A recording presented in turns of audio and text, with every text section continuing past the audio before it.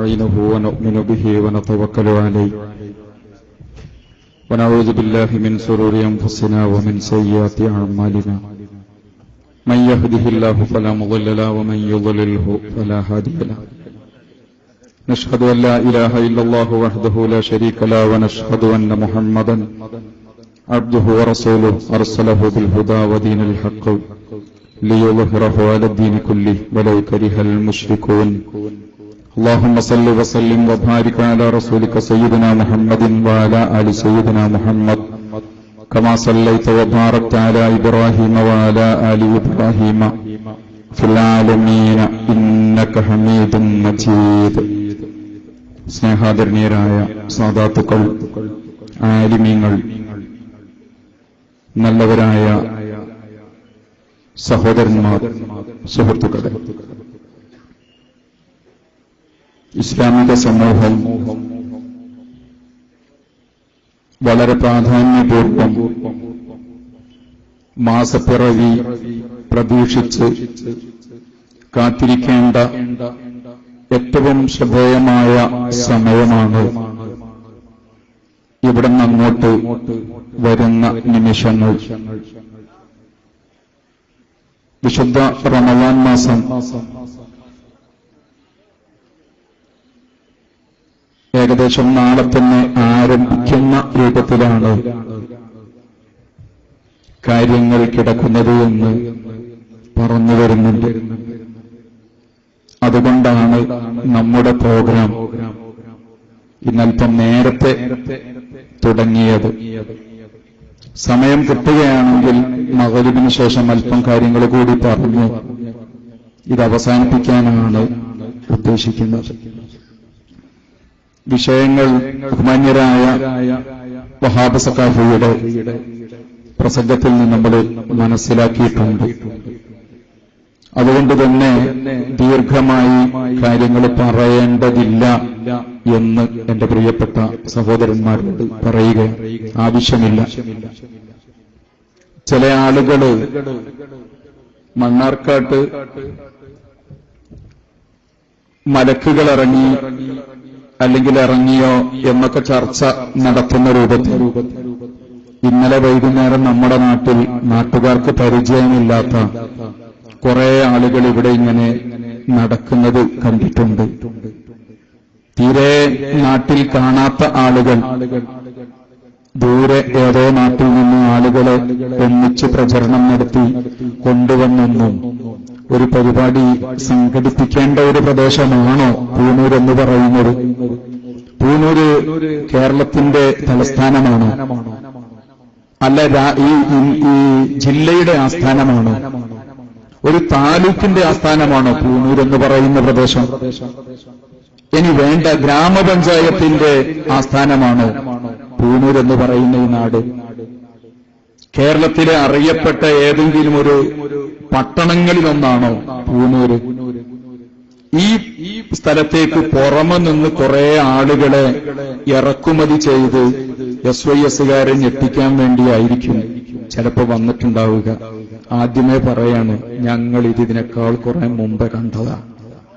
അതൊന്നും ഞങ്ങളെടുത്ത് വേണ്ട, അതൊന്നും ഞങ്ങളെടുത്ത് വേണ്ട. ഞങ്ങൾ ഈ നാട്ടുകാർ കുറെ കാലായിട്ട് ഈ വിധ കാര്യങ്ങളൊക്കെ കണ്ടതാ, നാടകങ്ങൾ ധാരാളം കണ്ടതാ. എന്റെ പ്രിയപ്പെട്ട സഹോദരന്മാരോട് പറയാം, കഴിഞ്ഞ 27-ാം തീയതി ഞാന് കർണാടകയിലെ സിന്ധാനൂരിൽ നിന്ന് ഗുൽബർഗയിലേക്ക് രാവിലെ ബസ്സിന് സഞ്ചരിക്കുകയാണ്. ഏകദേശം ഒരു 300 കിലോമീറ്റർ ദൂരമുണ്ട് ഞാൻ ഈ പറയുന്ന സ്ഥലത്തേക്കുള്ള യാത്ര. ആ യാത്ര അങ്ങനെ പോകുന്ന സമയം ഉച്ചയോടടുത്തപ്പോഴാണ്, രാവിലെ കയറിയ ബസ് ഉച്ചയോടടുത്ത സമയം ഒരു അങ്ങാടിയിൽ എത്തുകയാണ്. അങ്ങാടിയിലേക്ക് എത്തിയ സമയം അവിടെയുണ്ട് വലിയ ആരവം കേൾക്കുന്നുണ്ട്, ആൾക്കൂട്ടത്തെ കാണുന്നുണ്ട്, ആണും പെണ്ണുമുണ്ട്, കുട്ടികളും വൃദ്ധന്മാരുമുണ്ട്. ചെണ്ട കൊട്ടുന്നു, പാട്ടുപാടുന്നു, ആളുകൾ ഇളകി മറിയുകയാണ്. ഒരു ഘോഷയാത്രയാണ്. അങ്ങനെ ഞങ്ങളുടെ ബസ് റോഡൽപ്പം ഒന്ന് ബ്ലോക്കായ സമയത്ത് അവിടെ സൈഡിലൊന്ന് സ്ലോ ആയി മെല്ലെ അവിടെ നിർത്തി. അപ്പോഴാണ് ഈ ജാഥ ഞങ്ങളെ എങ്ങനെ കടന്നു പോകുന്നത്. നോക്കിയപ്പോ കണ്ട ഒരു കാഴ്ച ഉണ്ടായിരുന്നു. 4 ചുമന്ന ഒരു പല്ലക്കിൽ ഒരാളെ അലങ്കരിച്ചങ്ങനെ ഇരുത്തിയിട്ടുണ്ട്. നല്ല വസ്ത്രമണിയിച്ച് മേലൊക്കെ നല്ല റോസാപ്പൂക്കളൊക്കെ ഇട്ടുകൊടുത്ത് മേക്കപ്പ് ചെയ്ത് ഒരാൾ സുന്ദരനായി അങ്ങനെ ഇരിക്കുന്നുണ്ട്. ശ്രദ്ധിച്ചു നോക്കിയപ്പോഴാ മനസ്സിലായത് യാത്ര ചൊടലയിലേക്കായിരുന്നു. നാട്ടില് പൂനൂർ പ്രദേശത്തെ മനുഷ്യർ ധാരാളം മറ്റു പ്രദേശത്ത് ജോലിക്ക് പോകുന്നവരാ. മൈസൂരിലും മദ്രാസിലും തമിഴ്നാട്ടിലൊക്കെ പോകുന്നവരാ. ഈ യാത്ര പലപ്പോഴും കണ്ടിട്ടുണ്ട് നമ്മുടെ നാട്ടുകാർ. അപ്പൊ ഞങ്ങള് സ്വീകരണ പരിപാടിയും ബാക്കിയുള്ളതൊക്കെ എത്രയോ കണ്ടിട്ടുണ്ട് വിവിധ രൂപത്തിൽ. അതിലൊന്ന് എന്നതിനപ്പുറത്ത് ഇന്നലത്തതും ഞങ്ങള് കണ്ടിട്ടില്ല. ഞങ്ങളതിനപ്പുറത്തേക്ക് ചിന്തിച്ചിട്ടേയില്ല. ഒരു കാര്യം നിങ്ങൾ അറിയുമോ എന്നറിയില്ല, പഴയകാലത്തുണ്ടായിരുന്നു ഇങ്ങനെ. എന്തിനാണ് ഇത്ര ദൂരെ നിന്ന് ജയിച്ചു വന്ന ഒരാളെ ഈ അങ്ങാടിയിലേക്ക് കൊണ്ടുവന്നത്? എന്തിനാ ദൂരെയുള്ള ഒരാളെ കൊണ്ടുവന്നത്? മലപ്പുറം ജില്ലയിൽ നിന്ന് പോലും അല്ലല്ലോ, ഈ പരിസരത്തെ ഒരു മണ്ഡലത്തിലും അല്ലല്ലോ. എന്തിനാണ് ഇവിടേക്ക് കൊണ്ടുവന്നുകൊണ്ട് ഇങ്ങനെ ഒരു സ്വീകരണം ഇന്നലെ ഒരുക്കിയത്? നിങ്ങൾ മറുപടി പറ. എന്തിനാണ് അങ്ങനെ ഒരു സ്വീകരണം ഒരുക്കിയത്? AP ഉസ്താദിനെ ഞെട്ടിക്കാൻ വേണ്ടിയായിരിക്കും, AP ഉസ്താദിനെ ഒന്ന് പേടിപ്പിക്കാൻ വേണ്ടിയായിരിക്കും ചിലപ്പോ ഇന്നലെ അങ്ങനെ ഒരു പരിപാടിയൊക്കെ നടത്തിയത്. ചങ്ങാതിമാരെ, നിങ്ങൾ വെറും മണ്ടന്മാരാണ്. നിങ്ങൾ മഹാമണ്ടത്തര ചെയ്തുകൊണ്ടിരിക്കുന്നത്. എന്റെ പ്രിയപ്പെട്ട സഹോദരന്മാരോട് പറയാണ്, ഇപ്പോഴത്തെ ഈ പോക്കിൽ നിങ്ങളങ്ങനെ പോയാൽ സംഗതി പിടുത്തം വിടും. ശ്രദ്ധിച്ച് നിങ്ങൾ വിഷയങ്ങൾ കൈകാര്യം ചെയ്യണമെന്നാണ് എനിക്ക് എല്ലാ രാഷ്ട്രീയ പാർട്ടിയുടെ നേതൃത്വത്തോടും പറയാനുള്ളത്, മതസംഘടനകളുടെ നേതൃത്വത്തോടൊക്കെ പറയാനുള്ളത്. ശ്രദ്ധിച്ച് വിഷയം കൈകാര്യം ചെയ്യണമെന്നാണ്. കാലിന്റെ അടിയിൽ നിന്നങ്ങനെ മണ്ണ് നീങ്ങിപ്പോകുന്ന സമയത്ത് ഈ കാണുന്ന രൂപത്തിൽ അവസാനത്തെ ഒരു പെടച്ചില് പോലെയുള്ള കളിയൊക്കെ വെറുതെ. എന്തിനാ നമ്മൾ ആവശ്യമില്ലാത്ത ഈ പണിയൊക്കെ ചെയ്യുന്നത്? കഴിഞ്ഞ കുറെ കാലമായിട്ട് നമ്മൾ വളരെ നല്ല രൂപത്തിൽ തന്നെ പോയ ഒരു പ്രദേശമല്ലേ പൂനൂര്. അതിനപ്പുറത്ത് വേറെ മാറ്റമൊന്നും നമ്മുടെ നാട്ടിലുണ്ടായിട്ടില്ല.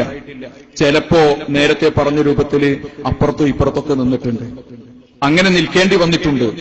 അപ്പോഴാണ് ഏത് ഇലക്ഷനും ഏത് കാര്യമൊക്കെ അതിന്റേതായ റൂട്ടിൽ പോവുക. അങ്ങനെ കാര്യങ്ങൾ പോകുമ്പോ സ്വാഭാവികമാണ് ചിലപ്പോ അപ്പുറത്തേക്ക് വോട്ട് ചെയ്യേണ്ടി വരും. ഒരു ഇലക്ഷനില് ഒരാളെ നിർത്തുന്നത് 2 കാര്യത്തിനാണ്. ഒന്നിരിക്കൽ ജയിപ്പിക്കണം, അല്ലെങ്കിൽ തോൽപ്പിക്കണം. കുറെ ആളുകൾ ജയിക്കാൻ വേണ്ടി അദ്ദേഹത്തിന്റെ പിന്നാലെ കൂടും, കുറെ ആളുകൾ തോൽപ്പിക്കാൻ വേണ്ടി അയാളുടെ കൂടെ കൂടും. മൂന്നാമത്തെ ഒരു ഓപ്ഷൻ ഒരു ഇലക്ഷനിലുമില്ല. മണ്ണാർക്കാട്ടെ നൂറുദ്ദീന്റെ കാര്യത്തിലാണെങ്കിലും ഇനി ഇവിടെ നമ്മുടെ ഈ പാലം കടിഞ്ഞുള്ള നിയോജക മണ്ഡലത്തിലെ സ്ഥാനാർത്ഥികളുടെ കാര്യത്തിലാണെങ്കിലും ആ ഒരു കാര്യം മാത്രമേ ഉള്ളൂ. അവരെ നിർത്തുന്നത് ഒരു വിഭാഗം ജയിപ്പിക്കാനും മറ്റൊരു വിഭാഗം തോൽപ്പിക്കാനും വേണ്ടിയാണ്. അവിടെ AP ഉസ്താദ് നേരത്തെ പറഞ്ഞ രൂപത്തിൽ കാര്യകാരണ സഹിതം വളരെ നല്ല രൂപത്തിൽ അദ്ദേഹം കാര്യം പറയുകയും അതിന്റെ അടിസ്ഥാനത്തില് അദ്ദേഹത്തിന്റെ അനുയായികള് അവര് വോട്ട് ചെയ്യുകയും ചെയ്തിട്ടുണ്ട്. പക്ഷേ മറ്റു ചില വഴികൾ സ്വീകരിച്ചുകൊണ്ട് ജയിച്ചു വന്ന് ഇനി എന്തിനാണ് നിങ്ങളെ ഈ കാട്ടിക്കൂട്ടല്? ഞാൻ ഓർത്തുപോകുന്നത് 89-ലെ ഇലക്ഷനാണ്. അന്ന് ഞങ്ങളൊരു പൊതുയോഗം നടത്തിയിട്ടുണ്ടായിരുന്നു, നയവിശദീകരണ പൊതുയോഗം എന്ന് പറഞ്ഞുകൊണ്ട് കുന്നമംഗലത്ത്.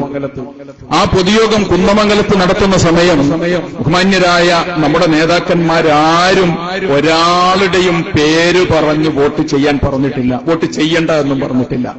നമ്മുടെ വിഷയങ്ങൾ മാത്രം പറഞ്ഞുകൊണ്ടായിരുന്നു അന്ന് കുന്നമംഗലത്ത് പൊതുയോഗം നടത്തിയത്.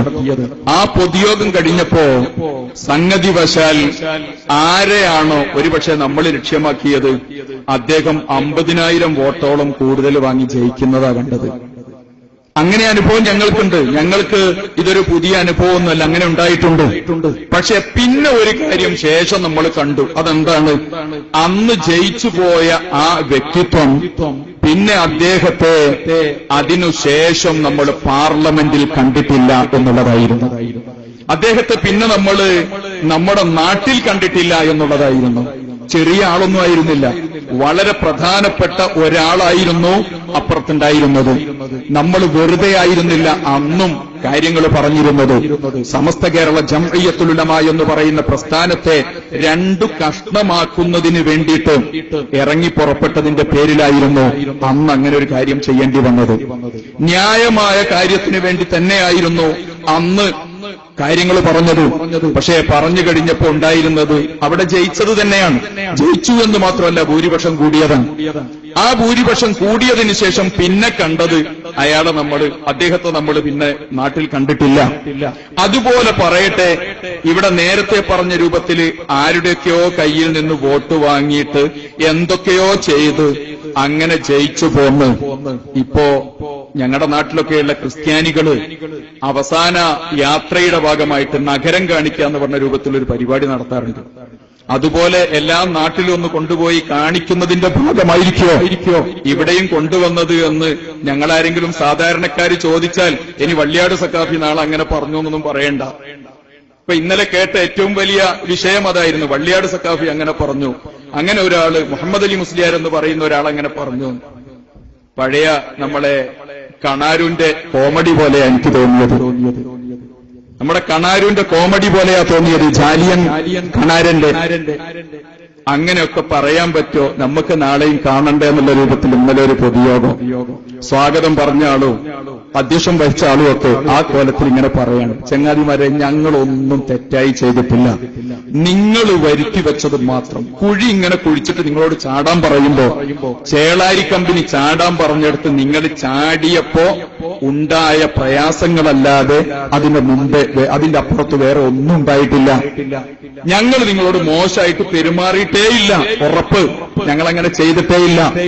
ഞങ്ങൾ നേരത്തെയും നിങ്ങളുടെ ഒരു പ്രസ്ഥാനത്തിന്റെ ഉള്ളിലുള്ള ആളൊന്നും അല്ലല്ലോ. പക്ഷേ സാഹചര്യം അങ്ങനെ ആയി വന്നപ്പോ 2006 കാറ്റുവീഴ്ചയ്ക്ക് ശേഷം 2006 കാറ്റുവീഴ്ചയ്ക്ക് ശേഷമാണ് ബഹുമാന്യരായ കുഞ്ഞാലിക്കുട്ടി സാഹിബിന്റെ നേതൃത്വത്തിൽ നേരത്തെ പലരും ശ്രമിച്ചിരുന്ന ശ്രമത്തിന്റെ ഭാഗമായിട്ട് AP വിഭാഗം അടക്കമുള്ള ആളുകളുമായിട്ട് സൗഹൃദത്തിൽ പോകണമെന്നുള്ള ഒരു ചിന്തയിലേക്ക് ഇന്ത്യൻ യൂണിയൻ മുസ്ലിം ലീഗ് എന്ന് പറയുന്ന പ്രസ്ഥാനം എത്തിയത്. അൽഹംദുലില്ലാഹ് ഞങ്ങളതിനെ സ്വാഗതം ചെയ്തവരാണ്, നല്ല നിലക്ക് വേണ്ട രൂപത്തിൽ ചെയ്തവരാ. അത് മാത്രമല്ല, അതിനു മുമ്പും ചെയ്തു പോകുന്നൊരു കാര്യം കൂടിയുണ്ട്. നല്ലവരായ ഞങ്ങളുടെ ശബ്ദം കേൾക്കുന്ന സഹോദരന്മാര് കേൾക്കണം, കഴിഞ്ഞ പ്രതിസന്ധിയുടെ ഘട്ടത്തിലും ഞങ്ങളുടെ നേതൃത്വം പറഞ്ഞതിനനുസരിച്ചുകൊണ്ട് ചില പ്രധാനപ്പെട്ട ആളുകളൊക്കെ അല്ലെങ്കിൽ അങ്ങനെയുള്ള ചില ആളുകളൊക്കെ മത്സരിച്ച സമയത്ത് ഞങ്ങൾ സഹായിച്ചിട്ടുണ്ട്. നിങ്ങൾക്കറിയുമോ എന്നറിയില്ല, ഇന്നലെ ഇവിടെ പ്രസംഗിച്ചു പോയ വ്യക്തിത്വമാണല്ലോ ബഹുമാന്യരായ മോയിൻകുട്ടി സാഹിബ്. മോയിൻകുട്ടി സാഹിബ് തൊട്ടപ്പുറത്ത് നമ്മുടെ ഒരുപക്ഷെ ഈ ഒരു ഐക്യവും കാര്യങ്ങളൊക്കെ വരുന്നതിന് മുമ്പ് തന്നെ സുന്നത്ത് ജമാഅത്തിന്റെ നേതൃത്വവുമായി നല്ല ബന്ധം പുലർത്തിപ്പോന്ന വ്യക്തിത്വമാണ്. മുസ്ലിം ലീഗിൽ അങ്ങനെയുള്ള കുറെ ആളുകൾ പഴയകാലത്തുണ്ടായിട്ടുണ്ട്. അങ്ങനെ മോയിൻകുട്ടി സാഹിബ് കൊടുവള്ളി മത്സരിച്ച് എനിക്ക് തോന്നുന്നു 97 മറ്റോ വോട്ടിനായിരുന്നു അന്ന് അവിടെ നിന്ന് ജയിച്ചിരുന്നത്. ആ കാലത്ത് ചോദിക്കട്ടെ, മോയിൻകുട്ടി സാഹിബ് പറയുമോ ഇവിടെയുള്ള SYSകാരുടെ വോട്ട് കുറച്ചെങ്കിലും അദ്ദേഹത്തിന് കിട്ടിയില്ല എന്ന്? മോയിൻകുട്ടി സാഹിബ് പറയില്ല. മോയിൻകുട്ടി സാഹിബ് പറയില്ല. അത് നമ്മുടെ ഈ വിഷയങ്ങളൊക്കെ വരുന്നതിന്റെ മുമ്പേ ആയിരുന്നു. ഈ വിഷയമൊക്കെ വരുന്നതിന്റെ മുമ്പ് പോലും നമ്മൾ അങ്ങോട്ടും ഇങ്ങോട്ടും നല്ല നിലക്ക് നിന്നിട്ടുണ്ട്. എതിർക്കേണ്ടവരെ എതിർത്തിട്ടുണ്ട്, എതിർക്കേണ്ട സാഹചര്യത്തിൽ എതിർത്തിട്ടുണ്ട്. അത് കഴിഞ്ഞാണ് 2006 കാറ്റുവീഴ്ച വരുന്നത്. ആ കാറ്റുവീഴ്ച വന്ന് വലിയ വലിയ താരങ്ങൾ തലകുത്തി വീണതിനു ശേഷമാണ് നിങ്ങൾക്ക് ചെറിയ തോതിൽ വെളിവ് വന്നത്. ആ വെളിവ് വന്നതിന്റെ ഭാഗമായിട്ടാണ് പിന്നെ ഒന്ന് അടുക്കാൻ വേണ്ടി നിങ്ങളിൽ നിന്ന് ചെറിയ ശ്രമം ഉണ്ടായത്. അടുക്കുക എന്ന് പറഞ്ഞപ്പോൾ ഞങ്ങൾ അനധികൃതമായി ഒന്നും ആവശ്യപ്പെട്ടിട്ടില്ല, ഒന്നും പറഞ്ഞിട്ടില്ല. ഒരൊറ്റ കാര്യം മാത്രമേ നമ്മുടെ നേതൃത്വം അന്ന് ഈ പറഞ്ഞ ആളുകളുടെ മുമ്പിൽ പറഞ്ഞിട്ടുള്ളൂ. തെറ്റാണെങ്കിൽ നിങ്ങൾ പറയണം അത് തെറ്റാണ് എന്ന്. നമ്മുടെ പ്രിയപ്പെട്ട നേതൃത്വം അന്ന് പറഞ്ഞ ഒരേ ഒരു കാര്യം നമ്മുടെ മഹല്ലുകളിൽ സമാധാനമുണ്ടാകണമെന്ന്. നമ്മുടെ മഹല്ലുകളിൽ സമാധാനമുണ്ടാകണമെന്നാണ്, നാട്ടിൽ സമാധാനമുണ്ടാകണമെന്നാണ്. SYSന്, AP വിഭാഗത്തിന്, കാന്തപുരം വിഭാഗത്തിന് മറ്റുള്ളവർക്ക് നൽകുന്നത് പോലെ നീതി അവർക്കും ലഭിക്കണമെന്നാണ്. തരാമെന്ന് പറഞ്ഞ് അതിന്റെ ഭാഗമായിട്ടായിരുന്നു ആ ചെറിയ ഒരലോസരം ഉണ്ടായ. ചെറിയ രൂപത്തിൽ പഴയ അലോസരമൊക്കെ ഒന്ന് മാറിയിട്ട് നമ്മൾ നല്ല നിലക്ക് പോകാൻ വേണ്ടി തീരുമാനിച്ചത്. അതിന് ഞങ്ങൾ വേണ്ട രൂപത്തിൽ ഞങ്ങൾ സഹകരിക്കുകയും ചെയ്തിട്ടില്ലായിരുന്നു. അങ്ങനെ വന്നപ്പോഴാണ് ഞങ്ങൾ വേണ്ട രൂപത്തിൽ ഞങ്ങൾ സഹകരിച്ചത്. ചോദിക്കട്ടെ, തൊട്ടപ്പുറത്തുള്ള ഏത് വാർഡിൽ, ഉണ്ണികുളം പഞ്ചായത്തിലാവട്ടെ, താമരശ്ശേരിയാവട്ടെ, പരിസരത്താവട്ടെ, ജയിച്ച് 2010 പഞ്ചായത്ത് ഇലക്ഷനിൽ ജയിച്ചുപോയ സ്ഥാനാർത്ഥികൾ പറയട്ടെ SYSകാർ സഹായിച്ചിട്ടില്ല എന്ന്. അത് കോഴിക്കോട്, മലപ്പുറം, വയനാട്, കണ്ണൂർ ജില്ലയിലെ സ്ഥാനാർത്ഥികൾ പറയട്ടെ ഞങ്ങൾ സഹായിച്ചിട്ടില്ല എന്ന്. അവരിൽ ഒരു പക്ഷേ ലേശമെങ്കിലും അല്പമെങ്കിലും ഒരു ബോധമുള്ള മനുഷ്യർ ഒരാളും ഇത് ഇല്ല എന്ന് പറയില്ല. കോഴിക്കോട് ജില്ലയിലെ ഏറ്റവും വലിയ ഭൂരിപക്ഷം നേടിയിട്ട് ബഹുമാന്യരായ ഉസ്താദ് അവർകളുടെ വാർഡിൽ നിന്നായിരുന്നില്ലേ മുസ്ലിം ലീഗിന്റെ പ്രതിനിധി ജയിച്ചു പോകുന്നത്? അന്ന് മുസ്ലിം ലീഗിന്റെ പ്രതിനിധി ബഹുമാന്യരായ ഉസ്താദ് അവർകളുടെ വാർഡിൽ നിന്ന് ഏറ്റവും നല്ല ഭൂരിപക്ഷം ജില്ലയിൽ നേടിയിട്ട് ജയിച്ചു പോയത് വെറുതെ അങ്ങ് മലക്കുകൾ ഇറങ്ങി വോട്ട് ചെയ്തിട്ടായിരുന്നോ ജയിച്ചു പോയിരുന്നത്? നിങ്ങൾക്കറിയാലോ അങ്ങനെ അല്ല എന്ന്. എല്ലാവർക്കും അറിയുന്ന കാര്യമല്ലേ. SYSകാർ, ഇവിടെയുള്ള സുന്നത്ത് ജമാഅത്തിന്റെ പ്രവർത്തകന്മാർ ഞങ്ങളുടെ നേതൃത്വം പറഞ്ഞതിന്റെ അടിസ്ഥാനത്തിൽ തൊട്ടുകൂടെ ഉണ്ടായിരുന്ന എതിർ സ്ഥാനാർത്ഥി ഞങ്ങളുടെ പ്രവർത്തകനായിരുന്നു, ഞങ്ങളുടെ സംഘടനയുടെ പ്രവർത്തകനായിരുന്നു. അങ്ങനെ ആയിട്ട് പോലും നേതൃത്വം പറഞ്ഞതിന്റെ അടിസ്ഥാനത്തിൽ കാര്യങ്ങൾ ചെയ്യുന്ന അച്ചടക്കമുള്ള ആളുകളാണ് അഹ്ലുസുന്നയുടെ പ്രവർത്തകന്മാർ. ഞങ്ങൾ അമ്പലക്കടവിന്റെ ആളുകളല്ല. ഇവിടെ നേതൃത്വം ഒരു കാര്യം പറയുമ്പോ സ്ഥാനാർത്ഥിയെ തോൽപ്പിക്കാൻ വേണ്ടിയിട്ട് കൺവെൻഷൻ നടത്തുന്ന ആ രൂപത്തിലുള്ള സ്വഭാവത്തിന്റെ ആളുകളല്ല SYSകാർ. SYSകാർ എന്തു ചെയ്തു? ഞങ്ങൾക്ക് നിർദ്ദേശം കിട്ടിയതിന്റെ അടിസ്ഥാനത്തിൽ പ്രവർത്തിച്ചു. അങ്ങനെ ഞങ്ങളുകൂടി അധ്വാനിച്ചതിന്റെ ഫലമായിട്ടല്ലേ ഏകദേശം 1000-ഓളം വോട്ടിന് അന്ന് ആ സ്ഥാനാർത്ഥി ജയിച്ചു പോയത്. ഇത് നിങ്ങൾക്ക് ഒറ്റയടിക്ക് മറക്കാൻ കഴിയുന്ന കാര്യമാണോ? പിന്നെ എങ്ങനെയാണ് മാറ്റം വന്നത്? അത് കഴിഞ്ഞതിന് ശേഷമുള്ള അല്ലെങ്കിൽ അതിന്റെ തൊട്ടുമുമ്പുള്ള ലോക്സഭാ ഇലക്ഷനിൽ ഞങ്ങള് സഹായിച്ചിട്ടുണ്ട്, അല്ലെങ്കിൽ സഹായം നിങ്ങൾ ആവശ്യപ്പെട്ടിട്ടുണ്ട്. 2011 ഇലക്ഷനിലും ഇതേ രൂപത്തിൽ തന്നെ. ആ കാലഘട്ടം നിങ്ങൾക്ക് നല്ലപോലെ അറിയാം. എന്റെ ശബ്ദം കേൾക്കുന്ന രാഷ്ട്രീയ പ്രവർത്തകന്മാരറിയണം, 2011 തെരഞ്ഞെടുപ്പിന്റെ കാലം കേരളത്തിൽ ഭരണവിരുദ്ധ വികാരമുണ്ടായിരുന്നില്ല. ഭരണവിരുദ്ധ വികാരം 2011 തെരഞ്ഞെടുപ്പിന്റെ കാലത്ത് കേരളത്തിൽ ഉണ്ടായിരുന്നില്ല. കാലിയായ ഖജനാവ്, ആ ഖജനാവ് അന്നത്തെ ഗവൺമെന്റ് തിരിച്ച് ഏൽപ്പിക്കുന്ന സമയം കോടിക്കണക്കിന് രൂപ, ആയിരക്കണക്കിന് കോടി രൂപ ഖജനാവിലുള്ള രൂപത്തിൽ തിരിച്ചേൽപ്പിച്ചു. നാട്ടിൽ പൊതുവെ ബാക്കിയുള്ള കാര്യങ്ങളും നല്ല രൂപത്തിലായിരുന്നു. ഭരണവിരുദ്ധ വികാരമുണ്ടായിരുന്നില്ല എന്ന് മാത്രമല്ല, ഭരണ തുടർച്ചയുണ്ടാകുമെന്ന് വിചാരിച്ചിരുന്ന സമയത്താണ് 68 വോട്ട് ഇടതുപക്ഷത്തിനും 68 സ്ഥലങ്ങളിൽ ഇടതുപക്ഷവും 72 സ്ഥലങ്ങളിൽ വലതുപക്ഷവും ജയിക്കുന്ന സാഹചര്യത്തിലേക്ക് വന്നത്. നിങ്ങൾ ഇവിടെയുള്ള ആളുകളോട് ചോദിക്കൂ, ആ 2 സീറ്റ് അല്ലെങ്കിൽ ഒരുപക്ഷെ അന്ന് ഭരണ തുടർച്ച നിലനിർത്തേണ്ടിയിരുന്ന ആ സ്ഥാനത്തേക്ക് വരേണ്ട 3 സീറ്റ് ഏതായിരുന്നു എന്ന് കൃത്യമായി കാര്യങ്ങൾ അറിയുന്ന, പഠിക്കുന്ന, അനലൈസ് ചെയ്ത ഇവിടെയുള്ള രാഷ്ട്രീയ പ്രവർത്തകന്മാരോട് ചോദിച്ചാൽ അവർ പറയും ആ സ്ഥലങ്ങൾ ഏതൊക്കെയായിരിക്കുമെന്ന്. അന്ന് അതിന്റെ പേരിൽ ഇടതുപക്ഷ പ്രസ്ഥാനങ്ങൾ ഞങ്ങളെ തെറ്റിദ്ധരിച്ചിട്ടുണ്ട്. ഞങ്ങളുമായിട്ട് അവർ അകലുന്നൊരവസ്ഥ ഉണ്ടായിട്ടുണ്ട്. ഞങ്ങൾ അവരിൽ നിന്ന് മാറിയെന്ന് പറഞ്ഞിട്ടുണ്ട്. അങ്ങനെ നിങ്ങളെ കൈ മെയ് മറന്ന് സഹായിക്കുകയും നീതി കിട്ടണം, നീതിക്ക് വേണ്ടി നിങ്ങൾ നിലകൊള്ളണമെന്ന് പറഞ്ഞപ്പോൾ ബഹുമാന്യരായ കുഞ്ഞാലിക്കുട്ടി സാഹിബിനെ അന്ന് വിളിക്കുന്നു ചേളാരി കമ്പനി. 5 കരാറിൽ കുഞ്ഞാലിക്കുട്ടി സാഹിബിനെ കൊണ്ട് ഒപ്പുവെപ്പിച്ചു. ആ 5 കരാറിൽ ഒപ്പുവെപ്പിച്ചതിൽ പ്രധാനപ്പെട്ട ഒരു കാര്യം, ഇനി കാര്യങ്ങൾ സമസ്താലയത്തിൽ നിന്ന് അതുപോലെ ഞങ്ങളുടെ നേതൃത്വത്തിൽ നിന്ന് ആലോചിച്ചല്ലാതെ ചെയ്യില്ല എന്നായിരുന്നു. ആരാ പാലം വലിച്ചത് എന്ന് എല്ലാവരും അറിയണം. ആരാ അനീതി കാണിച്ചത് എന്ന് മറ്റുള്ളവരറിയണം. മുഴുവൻ ആളുകളും ചിന്തിക്കണം. SYSകാരല്ല, മുസ്ലിം ജമാഅത്തിന്റെ പ്രവർത്തകന്മാരായിരുന്നില്ല, ബഹുമാനപ്പെട്ട ഷെയ്ഖുന കാന്തപുരം ഉസ്താദ് ആയിരുന്നില്ല. ഞങ്ങളോട് തെറ്റു ചെയ്യുന്ന സമയത്തൊക്കെ, തെറ്റു ചെയ്ത സമയത്തൊക്കെ അന്ന് കുഞ്ഞാലിക്കുട്ടി സാഹിബ് പറഞ്ഞൊരു കാര്യം ഉണ്ടായിരുന്നു. എന്താണ് കുഞ്ഞാലിക്കുട്ടി സാഹിബ് പറഞ്ഞത്? തങ്ങള് ഞാൻ പറഞ്ഞിട്ട് കേൾക്കുന്നില്ല, തങ്ങള് ഞങ്ങൾ പറഞ്ഞിട്ട് കേൾക്കുന്നില്ല, അതുകൊണ്ട് ഉസ്താദൊന്നും വിചാരിക്കരുത് എന്നായിരുന്നു പറഞ്ഞിരുന്നത്. നിങ്ങൾക്ക് ഓർമ്മയുണ്ടോ എന്നറിയില്ല. ഇവിടെയുള്ള മുസ്ലിം ലീഗിന്റെ പ്രവർത്തകന്മാർക്ക് ഒരു കാര്യം കൂടി അവർ മനസ്സിലാക്കേണ്ടതുണ്ട്. 2011 ഗവൺമെന്റ് അധികാരത്തിൽ വന്നു. അത് കഴിഞ്ഞ് ഞങ്ങളോട് കുറച്ച് നല്ലപോലെ നിന്ന സമയത്താണ് അതേ നേതൃത്വത്തെ കൊണ്ടുപോയിട്ട് കരാറിൽ എഴുതി ഒപ്പിടുവിച്ച് ഞങ്ങൾക്കെതിരെ നിൽക്കുമെന്ന് പറഞ്ഞത്. കാര്യമുണ്ടാവില്ല എന്നുകൂടി ആ പറഞ്ഞ ആളുകളോട് എല്ലാവരോടും വളരെ വിനയത്തോടെ പറയുകയാണ്. ഞാൻ നേരത്തെ പറഞ്ഞു വെച്ച വിഷയം, ഇവിടെ ഈ പരിപാടി സംഘടിപ്പിച്ചതിന്റെ കാരണം ഞങ്ങൾ മനസ്സിലാക്കുന്നത് ഇത് ജില്ലാ ആസ്ഥാനമായതുകൊണ്ടല്ല, ഇത് പഞ്ചായത്ത് ആസ്ഥാനമായതുകൊണ്ടല്ല, താലൂക്കിന്റെയോ നിയമസഭയുടെയോ ആസ്ഥാനമായതുകൊണ്ടല്ല, ഇവിടെ സ്വീകരണം കൊടുത്ത MLA-മാരുടെ ജന്മനാടായതുകൊണ്ടുമല്ല.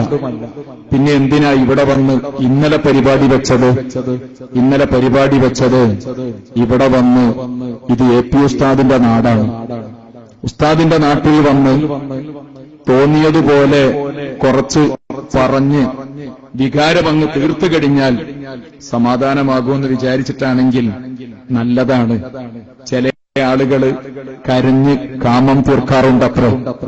അങ്ങനെ കരഞ്ഞ് കാമം തീർക്കുന്ന ആളുകളുടെ കൂട്ടത്തിൽ ഒരു ടീം കൂടി എന്നല്ലാതെ വേറെ പ്രബുദ്ധരായ മനുഷ്യർ അതിനപ്പുറത്ത് ഇതിനൊന്നും വില കൽപ്പിക്കുന്നില്ല എന്ന് എന്റെ പ്രിയപ്പെട്ട സഹോദരന്മാരോട് പറയാണ്. എന്തെങ്കിലും ഒരു ന്യായം വേണ്ടേ ഒരു പരിപാടി വെക്കുമ്പോ? ആ ന്യായമൊന്നുമില്ലാതെ നമ്മൾ തോന്നിയിടത്തൊക്കെ പോയിട്ട് ഇങ്ങനെ കാര്യങ്ങൾ പറയുക, സംഘടിപ്പിക്കുക, എന്നിട്ട് ഉത്തരവാദിത്തപ്പെട്ട ആളുകൾ പ്രസംഗിക്കുന്ന സമയത്ത് അവര് കുട്ടികളെ ഇളക്കി വിടുക. ചെറുപ്പക്കാരെന്തെങ്കിലും ചെയ്തു കഴിഞ്ഞാൽ പിന്നെ ഞങ്ങളെ പറഞ്ഞിട്ട് കാര്യമുണ്ടാവില്ല. ആ പറഞ്ഞ ആളോട് പറയട്ടെ, അയാൾ ഒരു പഞ്ചായത്ത് മെമ്പറാണ്. രാജ്യത്ത് പഞ്ചായത്ത് മെമ്പറും ഭരണഘടനാ സ്ഥാനത്ത് നിൽക്കുന്ന ആളാണ്. ആ ഒരൊറ്റ വരി മതി മിസ്റ്റർ നിങ്ങൾക്ക് കുറച്ചു കാലെങ്കിലും ഉള്ളിൽ കിടക്കാൻ. അങ്ങനെ വായിൽ വരുന്നതൊന്നും എന്തും വിളിച്ചു പറയേണ്ട കോതയല്ല പഞ്ചായത്ത് മെമ്പർമാർ. ചിലപ്പോ അയാൾ വിചാരിച്ചത് പഞ്ചായത്ത് മെമ്പർ എന്നതിന്റെ ആ രണ്ടക്ഷരം MP എന്ന് വിചാരിച്ചെങ്ങാണ്ടാണോ അങ്ങനെ പ്രസംഗിച്ചത് എന്ന് എനിക്കറിയില്ല. അല്ലെങ്കിൽ മൈക്കിന്റെ മുമ്പിൽ കൂടുതൽ നിന്ന് പരിചയമില്ലാത്തത് കൊണ്ടാണോ അങ്ങനെ എന്തൊക്കെയോ പറഞ്ഞത് എന്നൊന്നും എനിക്കറിയില്ല. അത് അയാളാണ് തീരുമാനിക്കേണ്ടത്. ഏതായാലും അങ്ങനെയൊക്കെ പറഞ്ഞു കുട്ടികള്, ചെറുപ്പക്കാര് എന്തെങ്കിലുമൊക്കെ ചെയ്തു കഴിഞ്ഞാൽ പിന്നെ ഞങ്ങളെ പറഞ്ഞിട്ട് കാര്യം ഉണ്ടാവില്ല. അത് കഴിഞ്ഞ ഉടനെയാണ് ഏതോ ചില ആളുകള് ബഹുമാനപ്പെട്ട ഉസ്താദ് അവരുടെ വീടിന്റെ പരിസരത്തേക്ക് പോകുകയും പോലീസുകാർ നന്നായിട്ട് അവരെ കൈകാര്യം ചെയ്യുകയും ചെയ്യുന്നിടത്തേക്ക് കാര്യമെത്തിയത്. ചെറിയ ഒരു കടലാസങ്ങ് പോയി കഴിഞ്ഞാൽ ആദ്യം ഒന്നാം സ്ഥാനത്ത് വരിക ആ പ്രസംഗിച്ച ആളുടെ ക്ലിപ്പ് വെച്ചുകൊണ്ട് അയാൾ മറുപടി പറയേണ്ടി വരും. അപ്പോഴാണ് അയാൾക്ക് ബോധ്യപ്പെടുക 102 വോട്ട് കൊണ്ട് ജയിക്കേണ്ടിയിരുന്നില്ല എന്ന് അയാൾക്ക് തോന്നുന്ന സമയം ചിലപ്പോൾ അങ്ങനെയും വരാൻ സാധ്യതയുണ്ട്. അതുകൊണ്ട് എല്ലാ മെമ്പർമാരോടും പുഴയുടെ അക്കരയാവട്ടെ ഇക്കരയാവട്ടെ അവരോടൊക്കെ പറയാനുള്ളത് പറയുമ്പോൾ ശ്രദ്ധിച്ച് സംസാരിക്കണം. സാധാരണ തെരുവിൽ ജീവിക്കുന്ന മനുഷ്യരെ പോലെ, സാധാരണ അങ്ങാടിയിൽ കഴിയുന്ന സാധാരണക്കാരെ പോലെ ഭരണഘടനാ സ്ഥാനത്ത് നിൽക്കുന്ന ആളുകൾ പറയാൻ പാടില്ല. കുറച്ചുകൂടി ഉത്തരവാദിത്വം കാണിക്കണമെന്ന് അങ്ങനെയുള്ള ആളുകളോട് പറയണം. ആളുകളുടെ പേരൊന്നും പറയുന്നില്ല, തിരിയേണ്ടവർക്ക് തിരിയും. അതുകൊണ്ടാണ് ഞാൻ അങ്ങനെ തന്നെ പറഞ്ഞത്. തിരിയേണ്ട ആളുകൾക്ക് തിരിയും എന്നതുകൊണ്ട് തന്നെയാണ് ഞാൻ ആ ഭാഗം അങ്ങനെ അങ്ങ് അവസാനിപ്പിച്ചത്. ഇടയ്ക്ക് വെച്ചൊരൊറ്റ കാര്യം കൂടി പറയാണ്. ഇവിടെ ഇപ്പം നടന്നത് ചെറിയ ഒരു പോസ്റ്റ്മോർട്ടാണ് നടന്നത്. രണ്ട് സംഭവങ്ങളുടെ കഴിഞ്ഞ 2016 ഇലക്ഷൻ കഴിഞ്ഞു, 19 പെട്ടി പൊട്ടിച്ചു. അതുമായി ബന്ധപ്പെട്ട പോസ്റ്റ്മോർട്ടം നടത്തി. കൂടുതൽ ദിവസമായിട്ടില്ല. നമ്മൾ വീണ്ടും പോസ്റ്റ്മോർട്ടം നടത്തുമ്പോൾ ചിലപ്പോ കുറച്ചൊക്കെ ഒന്ന് ചെറിയ രൂപത്തില് വീണ്ടും ഖബറിനെടുത്ത് പോസ്റ്റ്മോർട്ടം ചെയ്യാണല്ലോ. അതുകൊണ്ട് സ്മെല്ല് വരികയാണെങ്കിൽ പിന്നെ നമ്മളോട് ഒന്നും വിചാരിക്കരുതെന്നും പറയരുത്. എന്നാലും നാട്ടുകാർക്ക് ഒരു ഉറപ്പ് തരികയാണ്, നേരത്തെ ഉള്ളതുപോലെയുള്ള നാറലുണ്ടാവില്ല. ശ്രദ്ധിച്ചു മാത്രമേ ഞങ്ങൾ വിഷയം കൈകാര്യം ചെയ്യൂ എന്നുകൂടി പറയാം. മെയ് 19 കേരള നിയമസഭയിലേക്ക് ഇലക്ഷൻ നടന്നു. ജയിച്ച ആളുകൾ ഭരിക്കുന്നു, അല്ലാത്തവർ പ്രതിപക്ഷത്ത് നിൽക്കുന്നു. സ്പീക്കറെ തെരഞ്ഞെടുത്തു. നാട്ടിലതിന്റെ മാറ്റങ്ങൾ വന്നു തുടങ്ങി. പിന്നെ എന്തിനാണ് ഇങ്ങനെ കുറെ കാര്യങ്ങൾ? ഒരു കിണ്ണം കട്ട കള്ളന്റെ രൂപത്തിൽ ചില ആളുകൾ വന്നിട്ട് ഇവിടെ പൊതുയോഗം നടത്തുന്നത് കിണ്ണം കട്ടാലല്ലേ കള്ളന് ചെറിയൊരു അസ്വസ്ഥത ഉണ്ടാവുക എന്ന് യു.എ. ഖാദർ എഴുതിയിട്ടുണ്ട്. കിണ്ണം കട്ട കള്ളന്റെ കഥ വളരെ വൃത്തിയായി എഴുതിയിട്ടുണ്ട് യു.എ. ഖാദർ. അതുപോലെ ചില ആളുകൾ ഇവിടെ നടത്തിയതുകൊണ്ടാണ് ഞങ്ങൾക്കും ഇങ്ങനെ നടത്തേണ്ടി വന്നത് എന്ന് എന്റെ പ്രിയപ്പെട്ട സഹോദരന്മാരോട് പറയുകയാണ്. അപ്പൊ നേരത്തെ ഞാൻ പറഞ്ഞ രൂപത്തില് കേരളത്തില് ബഹുമാന്യരായ ശൈഖുന ഖമറുൽ ഉലമ കാന്തപുരം ഉസ്താദിന്റെ നേതൃത്വത്തിലുള്ള ആലിമീങ്ങൾ നമ്മുടെ നാട്ടിൽ പഴയ പാരമ്പര്യത്തിൽ നിന്ന് വിരുദ്ധമായിട്ട് തെറ്റായിട്ട് പറയാൻ പാടില്ലാത്ത രൂപത്തിൽ ഒരു കാര്യവും നമ്മുടെ നാട്ടിൽ പറഞ്ഞിട്ടില്ല. മണ്ണാർക്കാട്ടും ചെയ്തിട്ടില്ല, തിരുവമ്പാടിയിലും ചെയ്തിട്ടില്ല, കൊടുവള്ളിയിലും ബാലുശ്ശേരിയിലും 140 നിയോജക മണ്ഡലങ്ങളിലും ബഹുമാന്യരായ ഉസ്താദിന്റെ നേതൃത്വത്തിലുള്ള ആ ഒരു പണ്ഡിത നേതൃത്വം പരിധി വിട്ടൊന്നും ചെയ്തിട്ടില്ല. അത് നേരത്തെ നമ്മൾ കേട്ടുകഴിഞ്ഞു. എന്താണ് നമ്മുടെ നാട്ടിൽ നടന്ന കാര്യങ്ങളെന്ന്, അല്ലെങ്കിൽ അത് പറയാൻ ഇവിടെ ആർക്കും അവകാശങ്ങളും അധികാരങ്ങളുമുള്ള വിഷയം. ആ വിഷയം ഒരു പണ്ഡിതൻ പറയുമ്പോ എന്തിനാണ് ഇങ്ങനെ വെറുതെ ഹാലിളകുന്നത്? എന്തിനാണ് ഇങ്ങനെ വെറുതെ നിങ്ങൾ ആവശ്യമില്ലാതെ കാര്യങ്ങളിൽ ഇടപെടുന്നത്? നിങ്ങളെ ആരോ വല്ലാതെ കുഴി കുടിച്ച് അതിലിറക്കാൻ ശ്രമിക്കുമ്പോ അതിൽ നിങ്ങൾ അറിയാതെ ചാടാൻ വേണ്ടി പോവുകയാണ്. അതാണ് ഞാൻ നിങ്ങളോട് പറഞ്ഞത്, ശ്രദ്ധിച്ചാൽ നിങ്ങൾക്ക് നന്ന്. രാഷ്ട്രീയ നേതൃത്വത്തോട് പറയുന്നു, അതുപോലെ മതസംഘടനയിലെ ആളുകളോടും പറയുന്നു, ശ്രദ്ധിച്ചു മുന്നോട്ട് പോയാൽ നിങ്ങൾക്ക് ഒരുപക്ഷെ ഇപ്പോ ഉള്ള ആ രൂപത്തിൽ പരിക്കില്ലാതെയെങ്കിലും ആ പരിക്കോടുകൂടെ പൊട്ടുമുറിയോടുകൂടെയെങ്കിലും നിങ്ങൾക്ക് മുന്നോട്ട് പോകാൻ കഴിയും. അല്ല, ഇപ്പോഴും കാര്യം മനസ്സിലാക്കാത്ത രൂപത്തിലാണ് നിങ്ങൾ പോകുന്നതെങ്കിലോ തീർച്ചയായിട്ടും ഇന്നത്തെ ഈ അവസ്ഥയിൽ നിന്ന് ബാക്കി ഒന്നുകൂടി ഒന്ന് തകർന്നു പോവുകയല്ലാതെ നിങ്ങൾക്ക് ഉയർന്നു വരാൻ കഴിയില്ല. ഇത് ശരിക്കും മനസ്സിലാക്കേണ്ട കാര്യമാണ്. ഇന്ത്യൻ യൂണിയൻ മുസ്ലിം ലീഗ് എന്ന് പറയുന്ന പ്രസ്ഥാനം നിലനിൽക്കണമെന്നാണ് നമ്മൾ ആഗ്രഹിക്കുന്നത്. ഇന്ത്യൻ യൂണിയൻ മുസ്ലിം ലീഗ് എന്ന് പറയുന്ന പ്രസ്ഥാനം കേരളത്തിൽ നശിച്ചു പോകരുത് എന്നാണ് ഞങ്ങൾ ആഗ്രഹിക്കുന്നത്. അതിന്റെ കാരണമുണ്ട്. ഇന്ത്യൻ യൂണിയൻ മുസ്ലിം ലീഗ് പാടെ നമ്മുടെ നാട്ടിൽ നിന്ന് ഇല്ലാതെ പോയാൽ ഇവിടെ മുസ്ലിം സമൂഹത്തിന്റെ ഇടയിലെയും കുറെ ചെറുപ്പക്കാരെങ്കിലും ആ ചെറുപ്പക്കാർ ഒരുപക്ഷെ തീവ്രവാദ പ്രസ്ഥാനങ്ങളിൽ ആകൃഷ്ടരായി പോകാൻ സാധ്യതയുണ്ട്. അതുകൊണ്ട് തന്നെ നമ്മുടെ നാട്ടിൽ ഈ പ്രസ്ഥാനം നിലനിൽക്കണമെന്ന് ആഗ്രഹിക്കുന്നവരാണ് ഇവിടെയുള്ള SIS-ന്റെ പ്രവർത്തകന്മാരും പൊതുവെ നമ്മുടെ നാട്ടിലെ നല്ലവരായ മുഴുവൻ ആളുകളും. ഇത് നിങ്ങൾ ആദ്യം മനസ്സിലാക്കിയിട്ട് വേണം നിങ്ങളുടെ കാര്യങ്ങൾ ചെയ്യാനെന്ന് സാന്ദർഭികമായി നിങ്ങളുടെ ശ്രദ്ധയിൽപ്പെടുത്തുകയാണ്. പഴയകാലം നിങ്ങൾക്ക് ഓർമ്മയുണ്ടാകും. ഇന്ത്യൻ യൂണിയൻ മുസ്ലിം ലീഗ് നമ്മുടെ നാട്ടിൽ പിറവിയെടുത്ത് വച്ചുപിടിക്കാതെ നടന്ന സമയത്ത് സയ്യിദ് അബ്ദുറഹ്മാൻ ബാഫഖി തങ്ങളെ നേതൃനിരയിലേക്ക് കൊണ്ടുവന്നതിനു ശേഷം നമ്മുടെ നാട്ടിലെ മുസ്ലിം ജനസാമാന്യം ആ കൊടിയുടെ കീഴിൽ ഒന്നിച്ചണിനിരക്കുന്ന കാഴ്ചയായിരുന്നു നമ്മൾ കണ്ടിരുന്നത്. അത് കഴിഞ്ഞതിനു ശേഷം ബഹുമാന്യരായ പൂക്കോയത്തങ്ങളും അത് കഴിഞ്ഞ് തന്റെ മകൻ സയ്യിദ് മുഹമ്മദ് അലി ശിഹാബ് തങ്ങളും നേതൃത്വം നൽകി തുടങ്ങിയ ആ തുടക്കകാലം, ആ കാലത്തൊക്കെ ഇവിടെയുള്ള മുസ്ലിമീങ്ങളിൽ 90% ആളുകൾ ആ ഒരു പ്രസ്ഥാനത്തിന്റെ കീഴിൽ നിൽക്കുന്നതായിരുന്നു നമ്മൾ കണ്ടിരുന്നത്. ഇന്ന് ആ നേതൃത്വം ശരിക്കും ആലോചിക്കേണ്ട കാര്യമുണ്ട്. ഇന്ന് ആ അവസ്ഥയാണോ നാട്ടിൽ നിലനിൽക്കുന്നത്? ആ സാഹചര്യമാണോ നമ്മുടെ നാട്ടിൽ നിന്ന് നിലനിൽക്കുന്നത് എന്ന് നിങ്ങൾ ശരിക്കും ആലോചിച്ചു നോക്കേണ്ടതുണ്ട്. 90% ആളുകൾ മുസ്ലിം ലീഗിലുണ്ടായിരുന്ന മുസ്ലിമീങ്ങളിൽ 90%, ഒരു ചെറിയ ശതമാനം മാത്രമേ ആ കാലത്ത് ഇടതുപക്ഷത്തിന്റെ ആളുകളുണ്ടായിരുന്നുള്ളൂ. ഒരു 5%, 6% ചിലപ്പോ കോൺഗ്രസിന്റെ പ്രവർത്തകന്മാരും ഉണ്ടായിരുന്ന പഴയ ഒരു കാലം ഉണ്ടായിരുന്നു. ബാക്കി 90% ആളുകൾ മുസ്ലിം ലീഗിന്റെ പ്രവർത്തകന്മാരായിട്ട് ഉണ്ടായ പഴയ കാലം. പള്ളിയിൽ നിന്നായിരുന്നു അന്ന് പൊതുയോഗത്തിന്റെ അനൗൺസ് ചെയ്തിരുന്നത്. ജുമാ നിസ്കാരം കഴിഞ്ഞുകൊണ്ടായിരുന്നു നമ്മുടെ നാട്ടിലെ പല പള്ളികളിൽ നിന്നും ബാഫക്കീത്തങ്ങൾ വരുന്നതും നേതാക്കന്മാർ പ്രസംഗിക്കുന്നതുമൊക്കെ ആളുകളോട് പറഞ്ഞിരുന്നത് ജുമാഅത്ത് പള്ളിയിൽ നിന്നായിരുന്നു. അങ്ങനെയുള്ള പഴയൊരു കാലം ഉണ്ടായിരുന്നു. ഇന്ന് കാലം മാറി. 90-ൽ നിന്ന് മുസ്ലിം ലീഗ് എന്ന് പറയുന്ന പ്രസ്ഥാനത്തിന്റെ ഇന്നത്തെ അവരുടേതായ ജനപിന്തുണ അതൊരു 40% ഇറങ്ങിയിട്ടുണ്ട്. കൃത്യമായിട്ട് നിങ്ങൾക്ക് വേണമെങ്കിൽ 2019 ശേഷമുള്ള മലയാള പത്രങ്ങൾ മാത്രം വെച്ച് നിങ്ങൾക്ക് പഠനം നടത്തിയാൽ മനസ്സിലാക്കാൻ കഴിയും.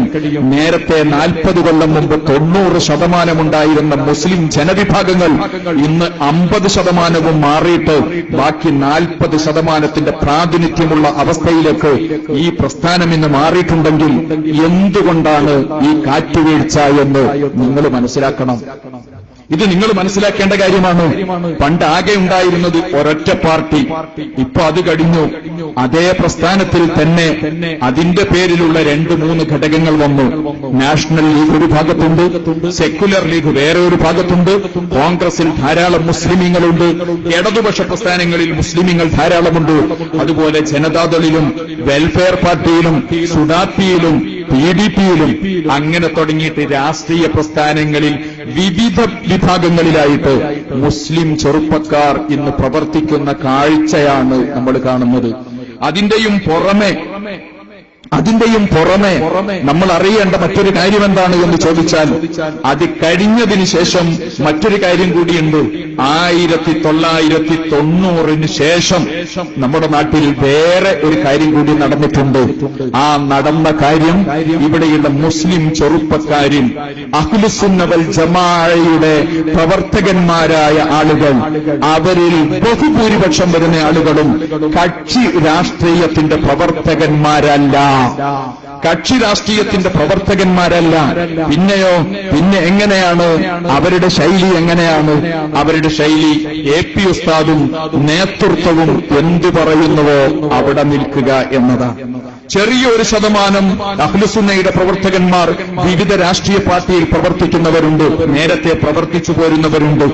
അത് കഴിഞ്ഞാൽ ബാക്കിയുള്ള ആളുകൾ AP ഉസ്താദ് പറയുന്നിടത്ത്, പ്രിയപ്പെട്ട നേതൃത്വം പറയുന്നിടത്ത് നിൽക്കുന്ന ആളുകൾ കൂടി അങ്ങ് ചേർത്ത് കഴിഞ്ഞാൽ ഇന്ന് മുസ്ലിം ലീഗിന്റെ സ്ഥാനം ഈ കേരളത്തിലെ മുസ്ലിമീങ്ങളിൽ 40% ചുരുങ്ങിയിട്ടുണ്ട് എന്ന കാര്യം, ആ കാര്യമാണ് ലീഗ് ഹൌസിൽ വെച്ചുകൊണ്ട് നിങ്ങൾ ചർച്ച ചെയ്യേണ്ടത്. എന്നിട്ട് അതിന് എന്താണ് വിഷയം, എന്താണ് പ്രശ്നം, പരിഹാരമെന്നാണ് നിങ്ങൾ ആലോചിക്കേണ്ടത്. അവിടെയാണ് ഞാൻ നേരത്തെ മഗ്‌രിബിന് മുമ്പ് പറഞ്ഞിടത്തേക്ക് വിഷയമെത്തുന്നത്.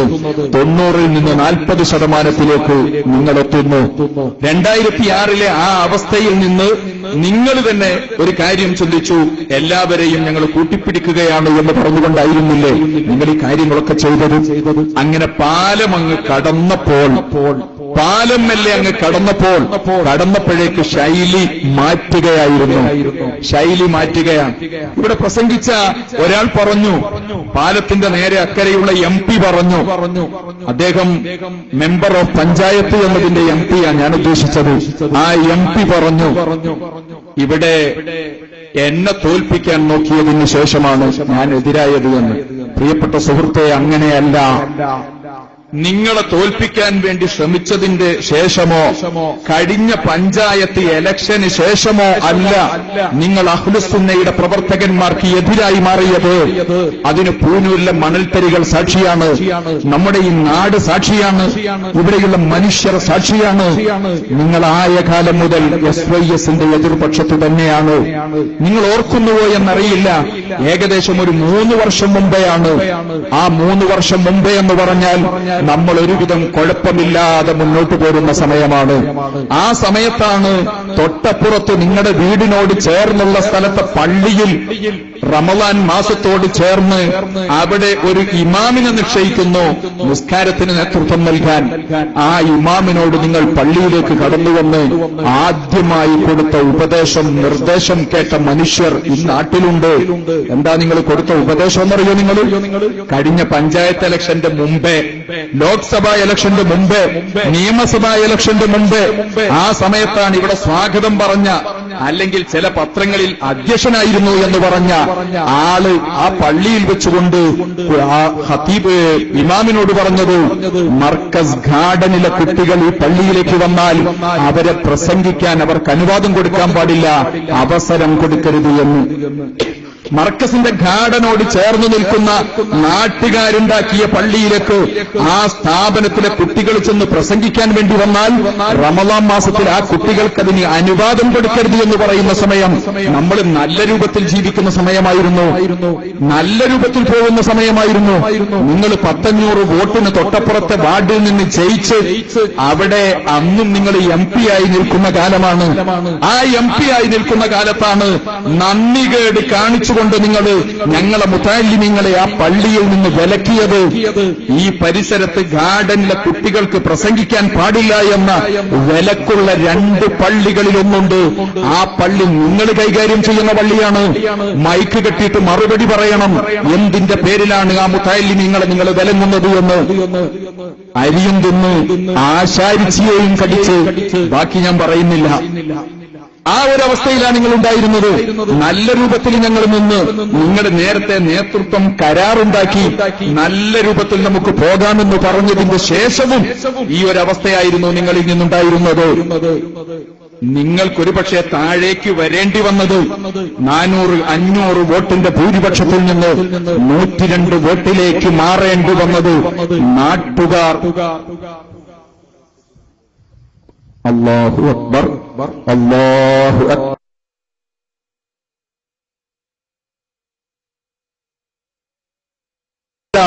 തൊട്ടു ബേക്കിൽ വേറെ ഒരു യാത്ര വന്നത്, വേറെ ഒരു യാത്ര വരുന്നത്. ആ യാത്രയുടെ സ്വീകരണം പൂനൂരങ്ങാടിയിലായിരുന്നു. ഇവിടെ പ്രസംഗിച്ചവർ കേൾക്കണം, പ്രസംഗം കേട്ടവരറിയണം.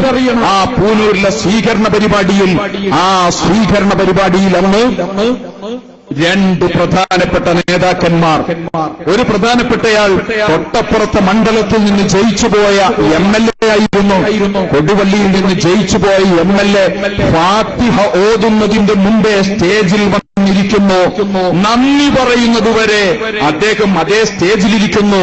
ഇടയ്ക്ക് പ്രസംഗിക്കാനുള്ള സമയത്ത് എഴുന്നേറ്റ് നിന്ന് പ്രസംഗിക്കുന്നു. വേറെ ഒരാൾ താമരശ്ശേരി ഗ്രാമപഞ്ചായത്തിലെ അംഗമായ ഒരു തങ്ങളായിരുന്നു. നിങ്ങൾ തൊട്ടപ്പുറത്തുള്ള വേദിയിൽ ചെന്ന് ഇത്രയും സമയം ചെലവഴിച്ചുകൊണ്ട് പ്രസംഗിക്കുകയും അവിടെ ഇരിക്കുകയും എല്ലാ കാര്യങ്ങളും ചെയ്തപ്പോ എവിടെയെങ്കിലും വന്നുകൊണ്ടൊന്ന് മുഖം കാണിക്കാനുള്ള പണിയെങ്കിലും നിങ്ങളുടെ ഭാഗത്തു നിന്നുണ്ടായില്ല. നിങ്ങൾ ഞങ്ങളോട് തെറ്റ് ചെയ്തതിന്റെ ഫലമായിട്ടാണ് ഇവിടെയുള്ള സുന്നികൾക്ക് മാറി ചിന്തിക്കേണ്ടി വന്നത് എന്ന കാര്യം നിങ്ങൾ ആദ്യം മനസ്സിലാക്കണം. ആ തെറ്റ് തിരുത്തണം. നിങ്ങൾ തെറ്റു തിരുത്തുകയും കാര്യങ്ങൾ മനസ്സിലാക്കിക്കൊണ്ട് മുന്നോട്ട് പോവുകയും ചെയ്യണമെന്നാണ് എനിക്കെന്റെ പ്രിയപ്പെട്ട സുഹൃത്തുക്കളോട് പറയാനുള്ളത്. വേറൊരു കാര്യം കൂടി നിങ്ങൾ അറിയണം. ആ അറിയേണ്ട കാര്യം ഏതാണ്? പുറമെ ഞങ്ങളോട് ചിരിക്കുകയും ഉള്ളിൽ മറ്റൊരു ശൈലിയിൽ പെരുമാറുകയും ചെയ്തുവോ എന്ന് ഞങ്ങൾക്ക് തോന്നിയിരുന്നു. കാര്യങ്ങളെല്ലാം കണ്ടപ്പോ മർക്കസു സഖാഫത്ത് സുന്നിയായുടെ വലിയ സേവന പ്രവർത്തനങ്ങളുടെ ഫലമായിട്ട് കോടഞ്ചേരി പഞ്ചായത്തിൽ ഉയർന്നുവരുന്ന നോളജ് സിറ്റി എന്ന് പറയുന്ന ഇന്ത്യയിലെ അഭിമാന സ്തംഭങ്ങളിലൊന്നായ മർക്കസിന്റെ നോളജ് സിറ്റി, ആ നോളജ് സിറ്റിയുടെ തറക്കല്ലിടൽ കർമ്മത്തിന് പങ്കെടുത്തുകൊണ്ട് കേരള മുഖ്യമന്ത്രി പ്രഖ്യാപിച്ചു, ആ പരിസരത്തുകൂടി നാട്ടുകാർക്ക് കടന്നുപോവാൻ ഒരു റോഡുണ്ടാക്കി തരുമെന്ന്. ആ റോഡുണ്ടാക്കി തരാമെന്ന് പറഞ്ഞ് പ്രഖ്യാപിച്ച് തക്ബീർ ചൊല്ലി പാസാക്കി, കൈയടിച്ച് പാസാക്കി, കേരളം പ്രതീക്ഷയോടെ കാത്തിരുന്ന റോഡ്, ആ റോഡിന്റെ ഫയല് ഇബ്രാഹിം കുഞ്ഞിന്റെ ഓഫീസിൽ നിന്ന് ആരാണ് വലിച്ചത് എന്നും അതെവിടെയാണ് ഒളിപ്പിച്ചത് എന്നും നിങ്ങൾ പറയണം. മർക്കസിന്റെ ഒരു സ്ഥാപനത്തിന്റെ പരിസരത്തുകൂടി വരുന്നു എന്ന ഒരൊറ്റ കാരണത്താൽ സമുദായത്തിനും രാജ്യത്തിനും അള്ളുവെക്കുന്ന പ്രവർത്തനങ്ങൾ ചെയ്തവരാണ് ചിന്തിക്കേണ്ടത്. നിങ്ങൾ ചെയ്തതുകൊണ്ട് മാത്രമാണ് മനുഷ്യർക്ക് മാറേണ്ടി വന്നത്. അല്ലാതെ ഞങ്ങൾ വേറെ ഒന്നും ചെയ്തതല്ല, ഞങ്ങളുടെ അടുത്തുനിന്ന് വേറെ ഒന്നും ഉണ്ടായതല്ല. ആ കാര്യം എന്റെ പ്രിയപ്പെട്ട സഹോദരന്മാർ മനസ്സിലാക്കണം. ഇന്ന് നിങ്ങൾ അകപ്പെട്ടിരിക്കുന്ന ഒരു അകപ്പെടലുണ്ട്. അതേതാണ്? പുതിയ ഒരു കുഴി വേറെ കുടിച്ചുകൊണ്ട് നിങ്ങളെ അതിലിറക്കുകയാണ്. ആ കുഴി മറ്റൊന്നുമല്ല, ഇവിടെ സമുദായത്തിന്റെ സ്ഥാപനങ്ങളിൽ നാട്ടുകാരുണ്ടാക്കിയ പള്ളിയിലും മദ്രസയിലും അത് പിടിച്ചടക്കാൻ പുതിയ അവകാശികൾ വന്നിട്ടുണ്ട്. 2014 കാസർഗോഡ് SYSന്റെ പേരിൽ ഒരു സമ്മേളനം നടത്തിയത്. ആ സമ്മേളനത്തിൽ വെച്ചുകൊണ്ട് തലമരച്ച ഒരു ചെറുപ്പക്കാരൻ പ്രസംഗിച്ചു, തലമരച്ച ഒരു യുവാവ് പ്രസംഗിച്ചു. അയാൾ പ്രസംഗിച്ചപ്പോ പറഞ്ഞു, നിങ്ങളൊക്കെ ഇനി പോയിട്ട് നാട്ടിൽ പോയി മഹല്ലുകളിൽ നിന്ന് അവിടെയുള്ള SYSകാരെ പിടിച്ച് പുറത്താക്കണം. അത് കേട്ടുനിന്നു നിങ്ങൾ, സ്റ്റേജിലുണ്ടായിരുന്നു നിങ്ങൾ അതിനെതിരെ അക്ഷരം പറഞ്ഞില്ല, ഒരു അക്ഷരവും പറഞ്ഞില്ല എന്ന് മാത്രമല്ല, വേണ്ട രൂപത്തിൽ ഒത്താശകൾ ചെയ്തു കൊടുത്തു. നാട്ടുകാരുണ്ടാക്കിയ മഹല്ലുകളിൽ ഇന്ന് കലാപമുണ്ടാക്കാൻ അവരുടെ കൂടെ കുഴപ്പത്തിന് നേതൃത്വം നൽകിയപ്പോഴാണ് ജനങ്ങൾക്ക് നിങ്ങൾക്കെതിരെ തിരിയേണ്ടി വന്നത്, ഞങ്ങൾക്ക് നിങ്ങൾക്കെതിരെ തീരുമാനമെടുക്കേണ്ടി വന്നത്. ഈ കാര്യം എന്റെ പ്രിയപ്പെട്ട സഹോദരന്മാരറിയണം. ഒരു കാര്യം കൂടി എല്ലാവരോടും പറയുകയാണ്. അവര് പറയുന്ന ഒരു കാര്യമുണ്ട്. ബഹുമാന്യരായ മുഖ്യമന്ത്രിയെ കാണാൻ വേണ്ടി ചെന്നുകൊണ്ട് പറഞ്ഞു, സമസ്തയുടെ സ്ഥാപനങ്ങൾ.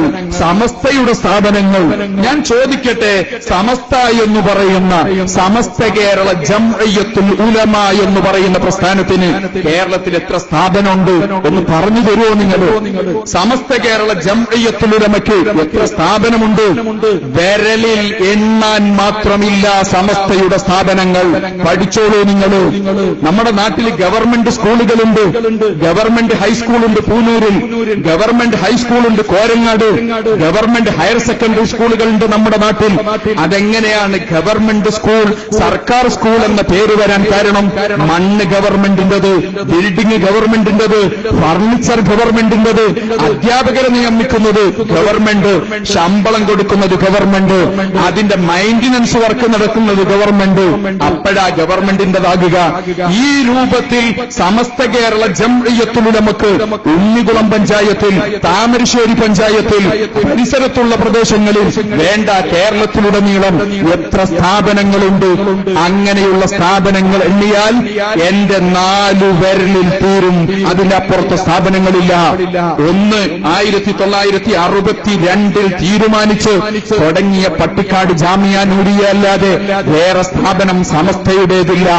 രണ്ടാമത്തെ ഒരു കാര്യമുണ്ട്.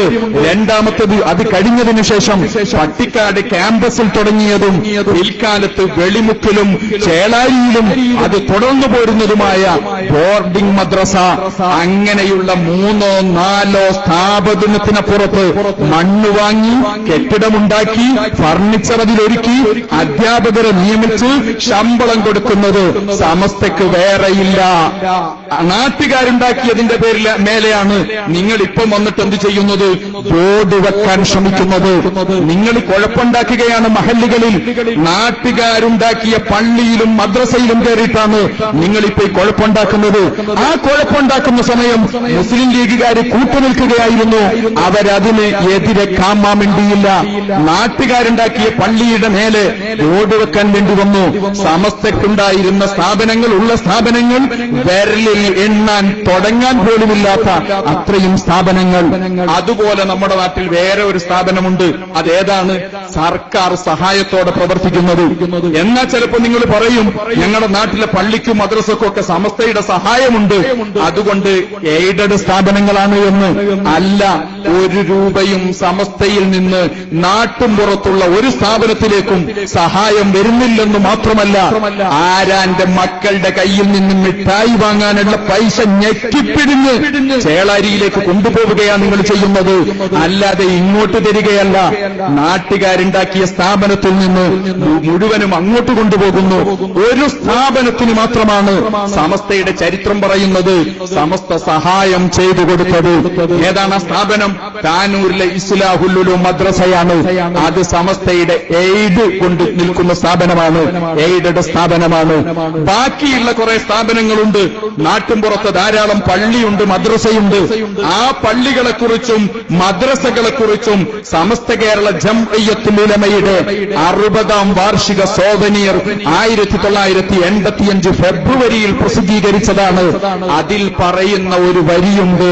എന്താണ് അതിൽ പറയുന്ന വരിയെന്നറിയുമോ? നാട്ടുകാരാൽ സ്ഥാപിക്കപ്പെട്ട പള്ളി മദ്രസകളെന്നാണ്. സൂക്ഷ്മശാലികളായ മഹത്തുക്കളായ കഴിഞ്ഞ കാലത്തെ നേതാക്കന്മാർ സമസ്തയുടെ മിനുട്സിൽ എഴുതി വെച്ച വരിയാണ് ഞാൻ ഈ വായിച്ചത്. നാട്ടുകാരാൽ സ്ഥാപിക്കപ്പെട്ട പള്ളി. അവേലത്തെ ജുമാഅത്ത് പള്ളി സമസ്തയുടേതല്ല, സമസ്തയുടെ സഹായത്തോടുകൂടിയുള്ളതല്ല. പൂനൂരിലെ പഴയ ജുമാഅത്ത് പള്ളി എന്ന് പറയുന്ന പള്ളി നാട്ടുകാരുണ്ടാക്കിയതാണ്, നാട്ടുകാരുടേതാണ്.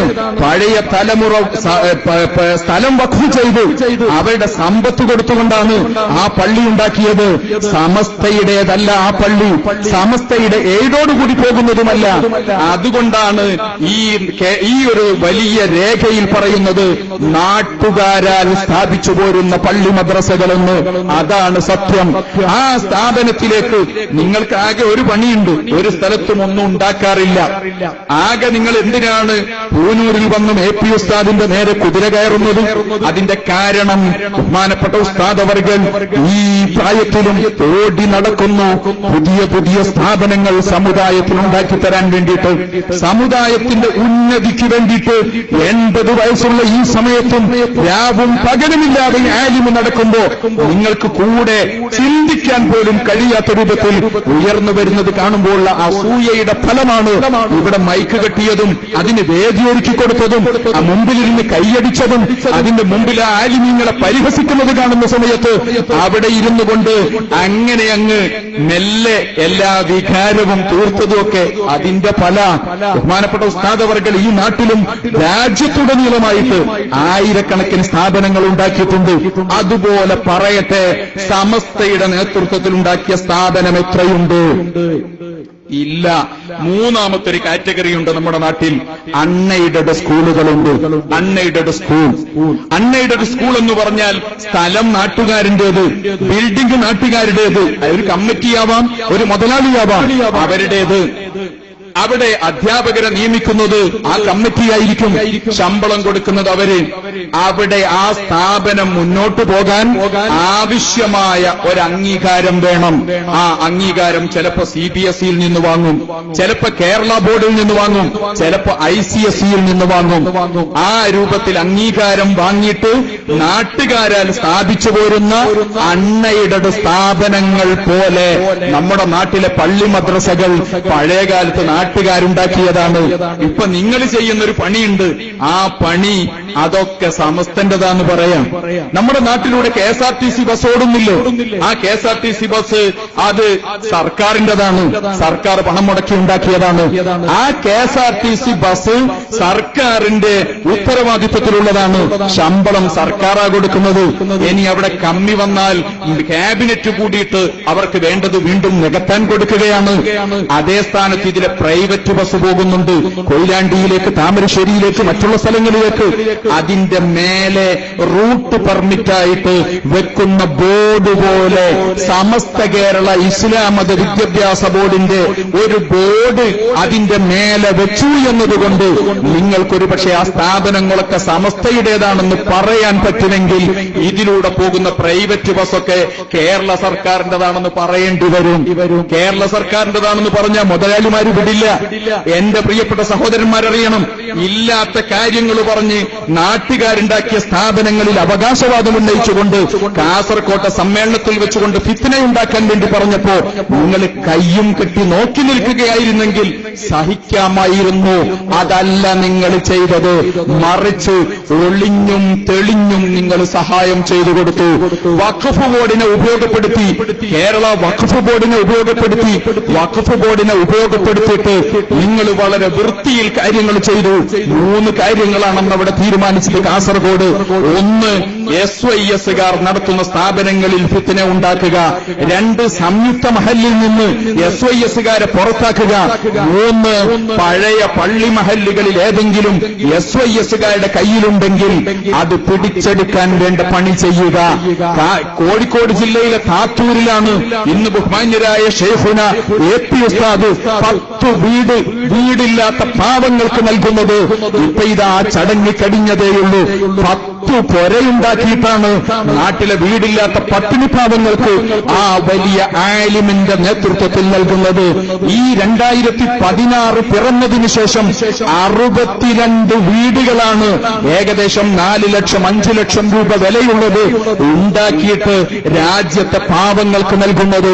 തീരെ മണ്ണില്ലാത്ത ആളുകൾ വീടുണ്ടാക്കാൻ 4 ലക്ഷം കൊടുത്തു കഴിഞ്ഞാലും മണ്ണില്ലാത്ത ആളുകൾ, അങ്ങനെയുള്ള പാവപ്പെട്ട യതീം കുട്ടികളും അല്ലാത്തവരും വന്നപ്പോഴാണ് ഉസ്താദ് അവർകൾ താത്തൂർ മഹല്ലിലെ കുറഞ്ഞ സ്ഥലത്ത് അവിടെ വീടുകൾ ഉണ്ടാക്കിയിട്ട് 10 വീട് പാവപ്പെട്ട മനുഷ്യർക്ക് നൽകുന്നത്. അങ്ങനെ 10 വീടുണ്ടാക്കാൻ വേണ്ടി തെരഞ്ഞെടുത്ത ആ താത്തൂർ മഹല്ലിൽ വെച്ചുകൊണ്ടാണ് ഇവിടെ ഈ കടയുടെ പരിസരത്ത് വെച്ചുകൊണ്ട് പ്രസംഗിച്ച കൂടത്തായിക്കാരൻ പ്രസംഗിച്ച ഒരു വാക്കുണ്ടായിരുന്നു. എന്താണ് അയാൾ പറഞ്ഞത്? ഞങ്ങളുടെ കയ്യിലില്ലാത്ത വരുമാനമുള്ള ഒരു മഹല്ലാണിത്. വരുമാനമുള്ളതൊക്കെ ഞങ്ങളുടെ കയ്യിലാണ്. അതാണ് നിങ്ങളുടെ പ്രശ്നം. വരുമാനമുള്ളത് നിങ്ങൾക്ക് കിട്ടണം. ആരാ എന്റെ മുതലിന് വേണ്ടിയാ നിങ്ങൾ അധ്വാനിക്കുന്നത്? നെയ്യനങ്ങാതെ കൈനനയാതെ നിങ്ങൾക്ക് കാര്യങ്ങൾ നടക്കണം. അതിനുവേണ്ടി ആ മഹലിന്റെ പിന്നാലെ പോണത്. ഞങ്ങൾ പണം കൊടുത്ത് സ്ഥലം വാങ്ങി കെട്ടിടമുണ്ടാക്കി സ്ഥാപനങ്ങൾ ഉണ്ടാക്കുമ്പോ എളുപ്പത്തിൽ ചുളുവിൽ നിങ്ങൾ നേടാൻ വേണ്ടി നോക്കുകയാണ്. അയാൾ പ്രഖ്യാപിച്ചു, ഇത് മാത്രമാണ് ഞങ്ങളുടെ കയ്യിൽ കേരളത്തിൽ വരുമാനമുള്ള സ്ഥാപനമില്ലാത്തത്. എന്നിട്ട് അവിടെ വെച്ചുകൊണ്ട് അയാൾ പ്രസംഗിച്ചു, അതും ഞങ്ങൾ പിടിച്ചെടുക്കും. കേട്ടുനിന്ന് നിങ്ങൾ കൈയടിച്ചു. നിങ്ങൾ മുസ്ലിമീങ്ങൾ നടത്തിപ്പോരുന്ന പള്ളിയും മഖ്ബറയും പിടിച്ചെടുക്കുമെന്ന് ആ ആര്യാടന്റെ കൈവെട്ടുമെന്ന് പറഞ്ഞ ഫാസിസ്റ്റ് ശൈലിയിൽ പ്രവർത്തിക്കുന്ന ആ പ്രസ്ഥാനത്തിന്റെ നേതാവ് പറഞ്ഞപ്പോ നിങ്ങൾക്കൊരു മാന്യതയുണ്ടെങ്കിൽ പറയണമായിരുന്നു, അത് ശരിയല്ല, കുറച്ചുകൂടി നല്ല രൂപത്തിൽ പെരുമാറണമെന്ന്. നിങ്ങൾ പറഞ്ഞില്ല. വഖഫ് ബോർഡിനെ ഉപയോഗപ്പെടുത്തി ഇപ്പൊ ചെയ്യുന്നൊരു കാര്യമുണ്ട്. ഞങ്ങളത് മനസ്സിലാക്കിയിട്ടുണ്ട്. എന്താണത്? പണ്ട് മാവൂരിലെ റയോൺസിന്റെ മുമ്പിൽ മരിക്കാൻ കിടന്ന 2 പേരിൽ ഒരാൾ, അയാളാണ് മോയിൻ ബാപ്പു എന്ന് പറയുന്നയാൾ. അയാളെ ചെയർമാനാക്കിയിട്ട് നോളേജ് സിറ്റിയുടെ കേസ് നടത്തി പാപ്പറായിരിക്കുന്ന ആ അഡ്വക്കറ്റിനെ കൺവീനറുമാക്കിയിട്ട് പള്ളി പിടിക്കാൻ വേണ്ടി ഒരു കമ്മിറ്റി ഉണ്ടാക്കിയിട്ടുണ്ട്. ആ കമ്മിറ്റിയാണ് വഖഫ്, കേരള വഖഫ് സംരക്ഷണ സമിതി എന്ന് പറയുന്നത്. ആ വഖഫ് സംരക്ഷണ സമിതിയുടെ നയം എന്താണ് എന്ന് മോയിൻ ബാപ്പു പറഞ്ഞിട്ടുണ്ട്. താത്തൂർ പള്ളി പിടിക്കലാണ്. പിന്നെ കേരളത്തിൽ AP വിഭാഗത്തിന്റെ കയ്യിലുള്ള പള്ളികൾ പിടിക്കലാണ്. അതിന് കേസ് കൊടുക്കലാണ്. കേസ് കൊടുക്കാൻ പൈസ എവിടെയാണുള്ളത് എന്ന് മോയിൻ ബാപ്പു പറഞ്ഞു. ഞങ്ങളുടെ കയ്യിൽ ആ മക്ബറകളുള്ളത്, നേർച്ചപ്പെട്ടിയുള്ളത്, പൈസയുള്ളത്. ആ പൈസ ഉപയോഗിച്ചുകൊണ്ട് SYSകാരുടെ കയ്യിലുള്ള മഹല്ല് മുഴുവനും പിടിച്ചെടുക്കുമെന്ന് പറഞ്ഞിട്ട് കമ്മിറ്റി ഉണ്ടാക്കുമ്പോ ഒളിഞ്ഞും തെളിഞ്ഞും കൂടെ നിൽക്കുന്ന പണിയായിരുന്നില്ലേ പ്രിയപ്പെട്ട സഹോദരന്മാരെ നിങ്ങൾ ചെയ്തത്? എന്നിട്ട് ഞങ്ങള് നിങ്ങളുടെ കൂടെ നിന്നില്ല എന്ന് ഈ കാണുന്ന രൂപത്തിൽ പറയുന്നത് ശരിയാണോ? ഞങ്ങൾ നിങ്ങളുടെ കൂടെ നിൽക്കണമെന്നാണോ ആലിമീങ്ങൾ പഠിപ്പിച്ചത്? ശത്രുവിന്റെ കൂടെ നിൽക്കാൻ പാടില്ല എന്നാണ്. ശത്രുവിന്റെ കൂടെ നിൽക്കരുത് എന്നാണ് സമസ്തയുടെ നയമാണത്. സമസ്തയുടെ പോളിസിയാണത്. ആ പോളിസിയാണ് ഞങ്ങൾ നടപ്പിലാക്കിയത്. ശത്രുവിന്റെ കൂടെ നിൽക്കാൻ പാടില്ല. ഇനി ഒരു കാര്യം കൂടി, പൂനൂരിൽ വന്നുകൊണ്ട് നിങ്ങൾ തിരിച്ചും മറിച്ചും പറഞ്ഞല്ലോ ഞങ്ങൾ വോട്ട് ചെയ്തില്ല എന്ന്. ചോദിക്കട്ടെ, നിങ്ങൾ വോട്ട് ചോദിച്ചോ? നിങ്ങൾ വോട്ട് ചോദിച്ചോ? എപ്പോഴെങ്കിലും ഞങ്ങളോട് നിങ്ങൾ വോട്ട് ചോദിക്കാൻ വേണ്ടി വന്നോ? വോട്ട് ചോദിക്കാൻ വേണ്ടി നിങ്ങൾക്ക് ധൈര്യത്തിൽ വരാൻ കഴിയില്ല എന്ന് തോന്നിയത് കൊണ്ടാവാം നിങ്ങൾ വന്നില്ല. ഏകദേശം ഇലക്ഷൻ ഡിക്ലയർ ചെയ്യുന്നതിന്റെ 6 മാസം മുമ്പെയാണ് ഒരു ചെറിയ ചർച്ച വരുന്നത്. ആ ചർച്ചയിൽ ബഹുമാനപ്പെട്ട നേതൃത്വം ഒരു കാര്യമെന്ന് പറഞ്ഞു. എന്താ പറഞ്ഞ കാര്യം? ഞങ്ങളോട് ചെയ്ത അനീതികൾ ഓരോന്ന് പറഞ്ഞു. ഈ അനീതി തിരുത്തിയാൽ നിങ്ങളുടെ കൂടെ നിൽക്കാമെന്നായിരുന്നില്ല പറഞ്ഞിരുന്നത്. അത് പറഞ്ഞപ്പോ നിങ്ങൾക്ക് നിങ്ങൾക്ക് ഒരു മറുപടി നിങ്ങൾ പറഞ്ഞു. നേരത്തെ ഞാൻ പറഞ്ഞ മറുപടി ഞങ്ങളെന്തും പറഞ്ഞിട്ട് കാര്യമില്ല, പ്രസിഡന്റ് കേൾക്കുന്നില്ല, ഞങ്ങളുടെ പ്രസിഡന്റ് കേൾക്കുന്നില്ല. അപ്പോഴാണ് ബഹുമാനപ്പെട്ട AP ഉസ്താദ് പറഞ്ഞത്, ഉമർ മാഷ് വോട്ട് ചോദിച്ച് ഞങ്ങളുടെ പ്രവർത്തകന്മാരുടെ അടുത്ത് ചെന്ന സമയം അന്ന് അവിടെയുണ്ടായിരുന്ന പ്രവർത്തകന്മാർ ഒരു കാര്യമേ ബഹുമാന്യരായ ഉമർ മാഷിനോട് പറഞ്ഞുള്ളൂ. ഉമർ മാഷ് വോട്ട് ചോദിച്ചു ചെന്ന സമയം അദ്ദേഹത്തോട് പറഞ്ഞു, നിങ്ങളൊരു കാര്യം ചെയ്യ്, പാണക്കാട് തങ്ങളോടൊന്ന് AP ഉസ്താദിനെ വിളിക്കാൻ പറ, AP ഉസ്താദിനൊന്ന് വിളിക്കാൻ പറ. അത് വിളിക്കാൻ വേണ്ടി പറഞ്ഞ് അങ്ങ് പോയതിനു ശേഷം ബഹുമാന്യരായ ഉമർ മാഷിനോട് ചോദിക്കട്ടെ, നിങ്ങൾ വിളിച്ചുപോയെന്നറിയില്ല, വിളിച്ചിട്ട് എന്ത് മറുപടിയാണ് നിങ്ങൾക്ക് കിട്ടിയത് എന്നറിയില്ല. നിങ്ങൾ അവിടെ പരാജയപ്പെട്ടുവെങ്കിൽ ഞങ്ങൾ അതിൽ ഖേദിക്കുന്നു എന്ന് വേണമെങ്കിൽ പറയാം, ഞങ്ങൾക്കും ഖേദമുണ്ട്. പറയട്ടെ, അതിന് കാരണം ഞങ്ങളല്ലേ അല്ല. ഞങ്ങളോട് വോട്ട് ചോദിച്ചാൽ ചോദിക്കുന്നവർക്ക് കൊടുക്കും, അന്തസ്സിന് കൊടുക്കാനുള്ളതാ വോട്ട്. അത് ചോദിച്ചവർക്ക് ഞങ്ങൾ കൊടുത്തു. അത് തിരിച്ചു മറിച്ചൊക്കെ എല്ലാ കാലത്തും കൊടുത്തിട്ടുണ്ട്. ഇടതുപക്ഷത്തോട് ഞങ്ങൾക്ക് ചെറിയ സൗന്ദര്യ പണക്കുണ്ടായിരുന്ന കാലത്ത് അന്നായിരുന്നു നിങ്ങൾ നന്നാവാൻ വന്നത്, അന്ന് നിങ്ങൾക്ക് തന്നു. പിന്നെ അവര് മാറി വന്നപ്പോ അവർ ചോദിച്ചപ്പോ അപ്പുറത്തേക്ക് കൊടുത്തു.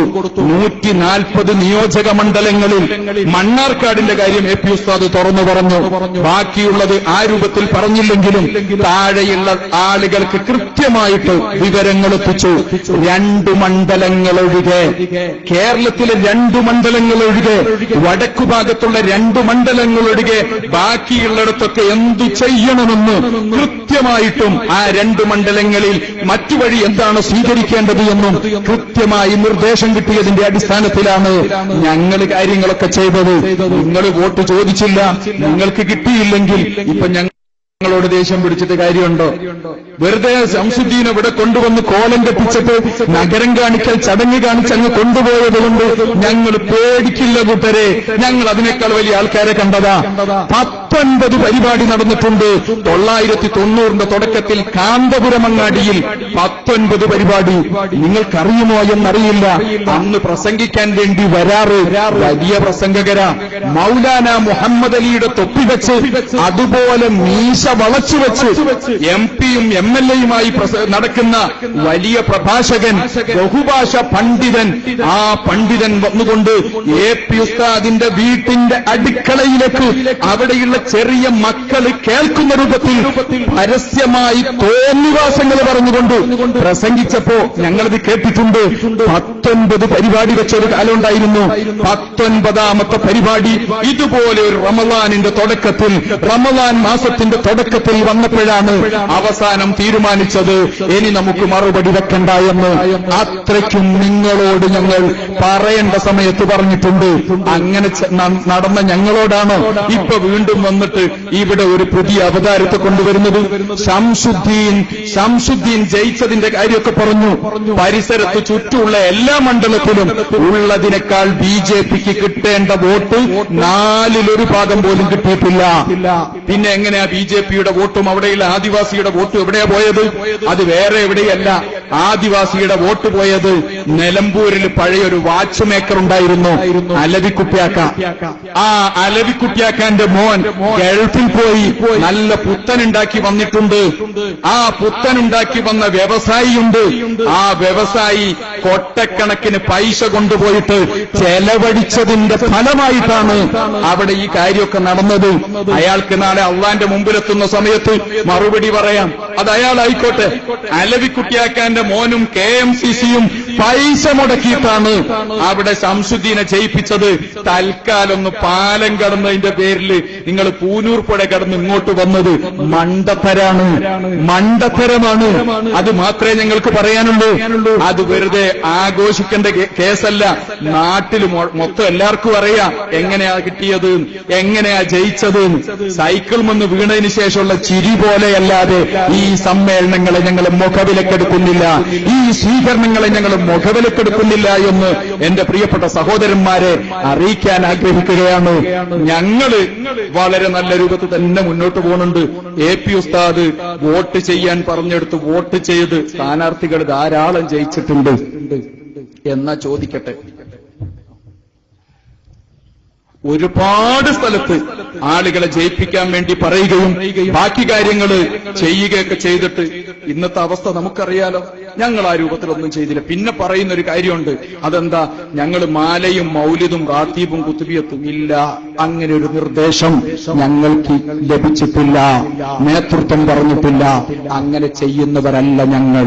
ഇസ്ലാമിന്റെ ആചാരങ്ങളെ, അനുഷ്ഠാനങ്ങളെ, അതിനെയൊന്നും പരിഹസിക്കുന്നവരല്ല ഞങ്ങൾ. ആരോ ഒരു പക്ഷേ മോർഫിംഗ് നടത്തിയിട്ട് ഏതെങ്കിലും ചിത്രം വാട്സപ്പിൽ ഇട്ടിട്ടുണ്ടെങ്കിൽ അതിന്റെ ഉത്തരവാദിത്വം ഞങ്ങൾക്കല്ല എന്നുകൂടി അറിയിക്കുകയാണ്. ഒരൊറ്റ കാര്യം കൂടി പറയാണ്, ഉമ്മൻചാണ്ടി സാഹിബിന് പഠിച്ചത് ആലപ്പുഴയിലെ മദ്രസ കുട്ടികളെ കണ്ടപ്പോഴാണ്. ആലപ്പുഴയിൽ കുറെ മദ്രസ കുട്ടികളെ കൊണ്ടുപോയിട്ട് 90ാം വാർഷികത്തിൽ അവരെങ്ങനെ നിരത്തി വെച്ചിരുന്നു. അപ്പോഴാ ഒരു തങ്ങളൊക്കെ അങ്ങോട്ട് വരുന്നത്. ആഭ്യന്തരമന്ത്രിയും ഉമ്മൻചാണ്ടിയൊക്കെ നിൽക്കുന്ന സമയം തങ്ങൾ വരുന്നു, തക്ബീർ മുഴങ്ങുന്നു. ഉമ്മൻചാണ്ടി സാഹിബ് അന്ന് ചിന്തിച്ചു, ഇതൊക്കെ വോട്ടാണ് എന്ന്. മദ്രസയെ പഠിക്കുന്ന കുട്ടികളെ കൊട്ടക്കണക്കിന് കൊണ്ടുപോയി നിരത്തിയതാണ് എന്ന് ദൂരെ നിന്ന് നോക്കിയപ്പോ 72 വയസ്സ് കഴിഞ്ഞ ഉമ്മൻചാണ്ടിക്ക് തോന്നിയിട്ടുണ്ടാവില്ല. അതുകൊണ്ടാണ് ഉമ്മൻചാണ്ടി സാറിന് പിഴവ് പറ്റിയത്. ഇതിന് ഞങ്ങളോട് ആരും ഒന്നും വിചാരിക്കരുത് എന്ന് അവരോടുകൂടി പറയാണ്. വിശുദ്ധ റമളാൻ കടന്നു വരുന്നു. നല്ല രൂപത്തിൽ നമ്മൾ കാര്യങ്ങളൊക്കെ ചെയ്യുക, റമളാനെ നല്ല രൂപത്തിൽ ഉപയോഗപ്പെടുത്തുക. അള്ളാഹു തൗഫീഖ് ചെയ്യുമാറാവട്ടെ. ആമീൻ എന്ന് ദുആ ചെയ്ത് ഒരവസരം കൂടി നിങ്ങൾക്ക് തരുന്നു, തെറ്റ് തിരുത്തുക. ഞങ്ങളുടെ അവേലത്ത് തങ്ങൾ വഫാത്തായ സമയം ബഹുമാന്യരായ ആ നേതൃത്വത്തെ കാണാൻ, അവസാനമൊന്ന് കാണാൻ പൂനൂരങ്ങാടി വരെ അന്ന് ആളുകൾ വരി നിന്നിരുന്നു. കേരളത്തിൽ ഒരുപാട് ദീനീ സ്ഥാപനങ്ങൾക്ക് നേതൃത്വം നൽകിയ ഹബീബായ റസൂലുള്ളാഹിയുടെ പേരക്കുട്ടിയായ ആ സയ്യിദ് വഫാത്തായപ്പോൾ നിങ്ങൾ പരിഹസിച്ചു. ഒരൊറ്റ പത്രത്തിലെ ചരമഗോളത്തിൽ ആ വാർത്ത കൊടുത്തിട്ടുള്ളൂ. ഒരൊറ്റ പത്രത്തിൽ ആ ചരമഗോളത്തിൽ ആ വാർത്ത കൊടുത്തത് നിങ്ങൾ ചെയ്ത അനീതിയായിരുന്നു അത്. രണ്ടാമത് താജുൽ ഉലമ വഫാത്തായ സമയം ഒരാളുപോലും ആ വഴിക്ക് വന്നില്ലെന്ന് മാത്രമല്ല, നിങ്ങൾ പോലും ഇരിക്കുന്ന വേദിയിൽ ആ സയ്യിദിനെ പരിഹസിച്ച് മോശമാക്കിയിട്ട് പ്രസംഗിക്കുന്ന സമയം കേട്ട് ചിരിക്കുന്ന അനുഭവമായിരുന്നു ഉണ്ടായിരുന്നത്. തെറ്റു തിരുത്താൻ അവസരമുണ്ട്. തിരുത്തി നല്ല രൂപത്തിൽ വരികയാണെങ്കിൽ വീണ്ടും നമുക്ക് നല്ല നിലക്ക് മുന്നോട്ട് പോകാം എന്ന് മാത്രം പറഞ്ഞുകൊണ്ട് അൽഹംദുലില്ലാഹി റബ്ബിൽ ആലമീൻ ഹംദൻ യുവാഫി നിഅമഹു വയുകാഫി മസീദ. അല്ലാഹുമ്മ സല്ലി അലാ റസൂലിക സയ്യിദിനാ മുഹമ്മദ് വഅലാ ആലി സയ്യിദിനാ വ മൗലാനാ മുഹമ്മദ്. അല്ലാഹുവേ, ഞങ്ങളുടെ ഒത്തുചേരാൻ